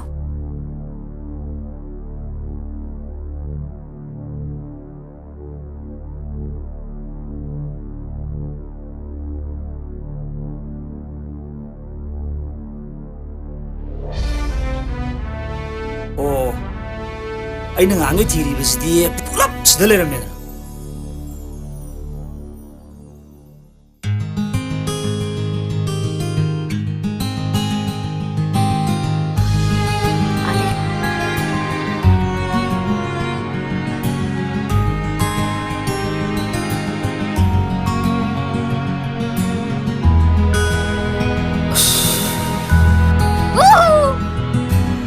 ꯃꯁꯤ ꯅꯨꯄꯤꯁꯤꯗꯤ ꯀꯣꯛꯅ ꯀꯣꯛ ꯁꯥꯔꯤꯉꯩꯁꯤꯗ ꯅꯪ ꯕꯨꯂꯦꯠꯇꯣ ꯂꯩꯕ ꯃꯥꯏꯕꯤꯒꯦ ꯇꯧꯅꯤꯗ ꯅꯪ ꯕꯨꯂꯦꯠꯇꯣ ꯑꯩꯅ ꯉꯁꯥꯏ ꯐꯣꯟꯗ ꯋꯥꯔꯤ ꯁꯥꯟꯅꯔꯦ ꯀꯩꯝ ꯋꯥꯔꯣꯟ ꯍꯣꯔꯦꯟ ꯄꯨꯔꯛꯑꯅꯤ ꯀꯩꯅꯣ ꯑꯁꯦꯡꯕꯔꯣ ꯍꯥꯏꯁꯤꯕꯣ ꯑꯁꯦꯡꯕꯩꯅꯦ ꯃꯤ ꯑꯁꯦꯡꯕꯩꯔ ꯍꯥꯏꯌꯣꯕ ꯍꯣꯏꯌꯦꯕ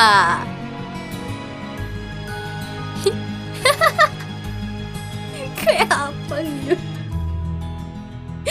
ꯑꯩꯅ ꯌꯣꯟꯊꯣꯛꯈ꯭ꯔꯕ ꯅꯪ ꯕꯨꯂꯦꯠꯇꯨꯕꯨ ꯀꯥꯏꯗ ꯍꯦꯜꯂꯛꯇꯣꯏꯅꯣ ꯅꯪ ꯕꯨꯂꯦꯠꯇꯣ ꯑꯩꯅꯅꯦ ꯌꯣꯜꯂꯝꯃꯝꯅꯤ ꯅꯪꯅꯅꯦ ꯊꯤꯔꯤꯗꯣ ꯀꯩꯝ ꯀꯥꯟꯅꯔꯣꯏ ꯏꯕꯨꯡꯉꯣ ꯍꯔꯥꯎꯗꯅ ꯀꯩꯁꯨ ꯇꯧꯔꯤ ꯌꯥꯔꯦ ꯇꯣ ꯅꯪꯅ ꯑꯩꯉꯣꯟꯗ ꯁꯨꯃꯥꯏꯅ ꯇꯧꯔꯤꯁꯤ ꯀꯩꯒꯤꯅꯣ ꯊꯤꯟꯖꯤꯜꯂꯣꯔ ꯅꯪ ꯊꯤꯟꯖꯧꯅꯤ ꯊꯤꯟꯖꯧꯅꯤ ꯅꯪ ꯉꯝꯃꯗꯤ ꯊꯤꯟꯖꯧ ꯂꯥꯎ ꯉꯥꯏꯈꯣꯗꯤ ꯉꯥꯏꯈꯣ ꯉꯥꯏꯈꯣ ꯉꯥꯏꯈꯣꯕ ꯉꯥꯏꯈꯣ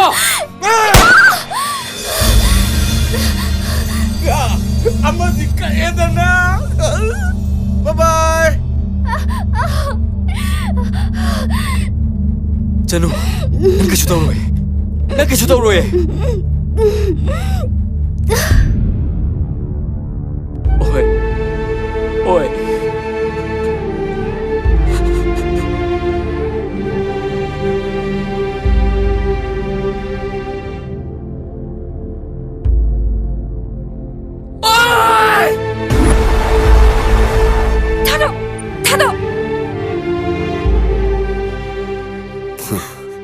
ꯅꯪꯅ ꯕꯨꯂꯦꯠ ꯄꯣꯔꯛꯇ꯭ꯔꯕꯅꯤꯅ ꯅꯪꯒꯤ ꯅꯨꯡꯁꯤꯕꯤꯁꯤ ꯑꯩꯒꯤ ꯑꯣꯏꯕ ꯇꯥꯔꯦꯅꯦ ꯕꯨꯂꯦꯠꯀ ꯎꯅꯕ ꯇꯥꯕꯅꯦ ꯍꯤꯔꯥꯃꯆꯥ ꯑꯩꯕꯨ ꯑꯃꯨꯛꯇ ꯈꯟꯕꯤꯌꯣ ꯀꯗꯥꯏꯗꯅꯣ ꯍꯥꯏꯔꯣ ꯑꯩ ꯁꯣꯏꯗꯅ ꯂꯥꯛꯀꯦ ꯃꯐꯝꯗꯣ ꯍꯥꯏꯔꯣ ꯑꯩ ꯁꯣꯏꯗꯅ ꯂꯥꯛꯀꯦ ꯌꯥꯝ ꯂꯥꯎꯒꯅꯨ ꯍꯣꯏ ꯈꯅꯥꯎꯗꯣ ꯅꯥꯗ꯭ꯔꯣ ꯑꯩ ꯃꯐꯝ ꯃꯇꯝ ꯑꯗꯨ ꯍꯥꯏꯔꯛꯑꯒꯦ ꯌꯥꯝ ꯃꯨꯟꯅ ꯇꯥꯎ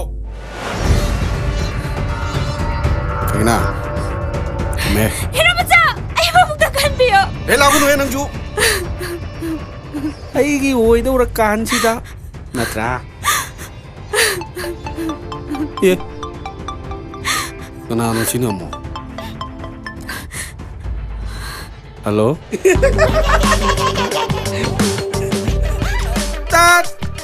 시디 미 하피엔도니네. 미 하피엔. 낭나네. 마탐 타버도. 장만 그래. 아이네. 나이버드네. 찌나 와래. 아두나네. 마탐도 샤샤샤샤 타로바.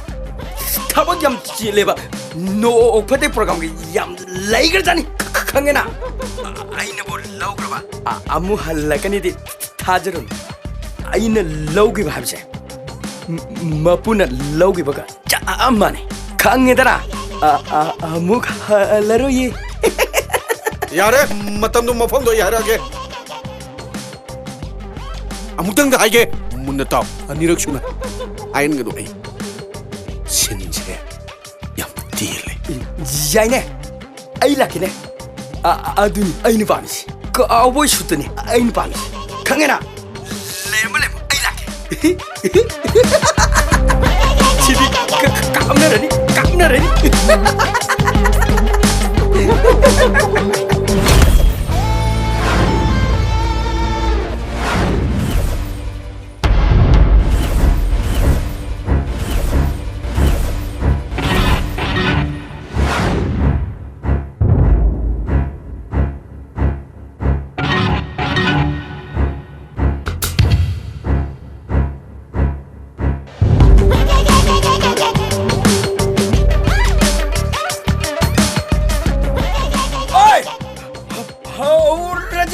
어이, 미 하펜.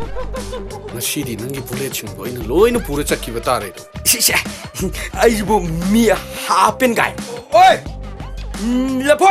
밀레포이. 코가 사통로. 시용오세. 시달리바 불레 신게. 후라라 방아게네. 누워있는 거매. 럭자고. 하오르지라. 하오르지. 하오르겠다.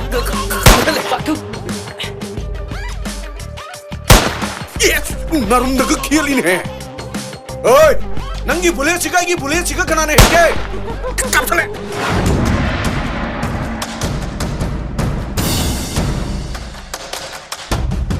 지미 하피엔지 삑뻔이나 빡빠루야 디네. 어이, 안다 브로.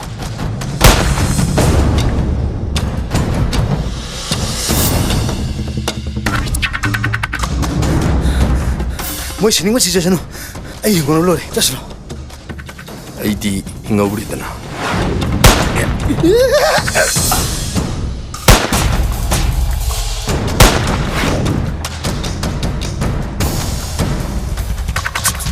이러네.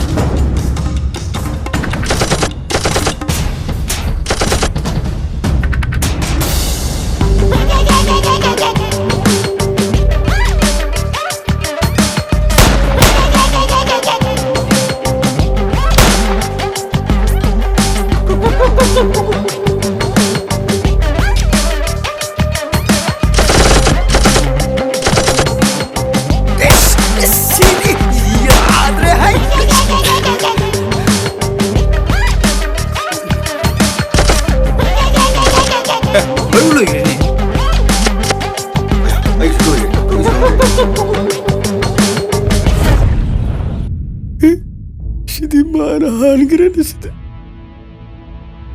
마나한 그래 시다 마한 그래. 미 하피엔. 능 로이 버터레도.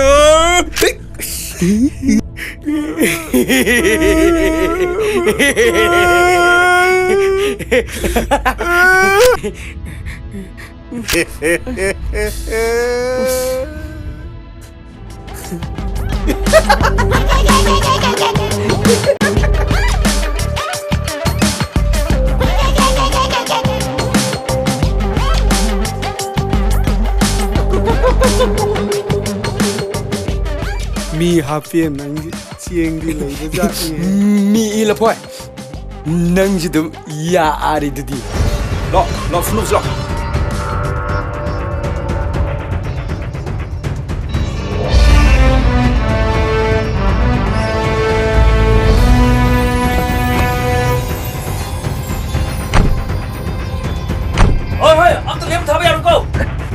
ꯇꯧꯔꯤꯁꯦ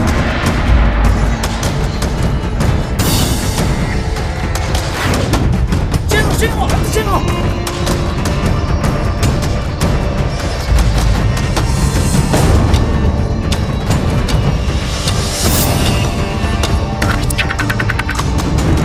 Ôi, nè ngài cô. Ngài cô đi ngài cô.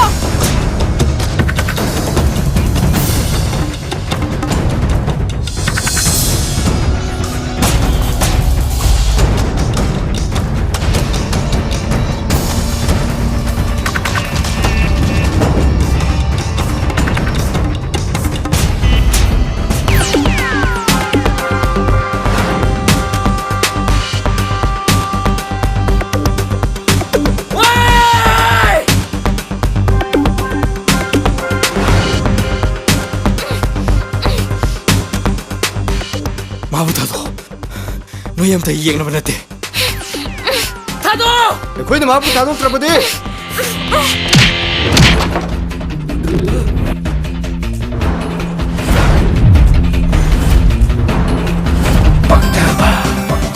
Double promotion है आइना फंगदोइसे हंतक्ति सिदगा अनि अनि सिदगा चरोंग चरोंग आइदोरिने आइडिया सर डबल प्रमोशन मानी सर मानी मानी लाओ जस्ट लाओ सर सी पाइरखिद्रे सर लाओ जस्ट लाओ सी मरूम ते याउद्रबा चलू ने ऐ कापकनु चलो कापकनु करी प्राकृतिक जगले बनी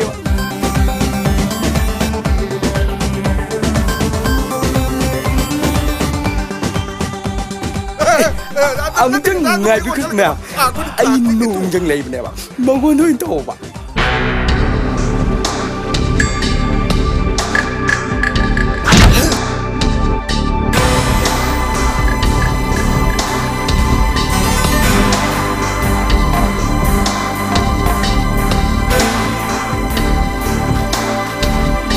ꯑꯩꯈꯣꯏꯗ ꯍꯧꯔꯗꯤ ꯅꯊꯣꯏ ꯃꯥꯡꯒꯅꯤ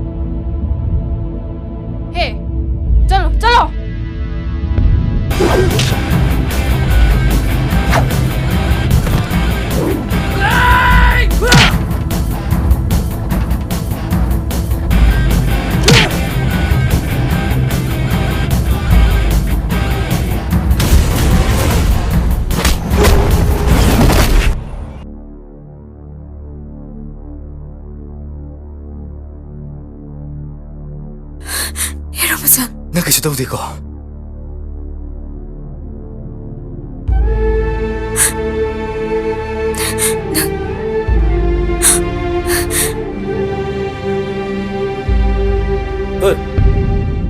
꾸이람니 너희 뒤라고. 어거라.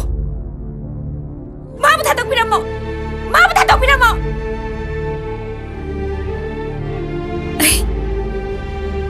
마 야우드니 힘mga 모이.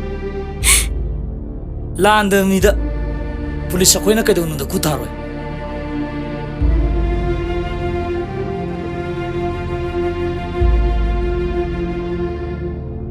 हे चलो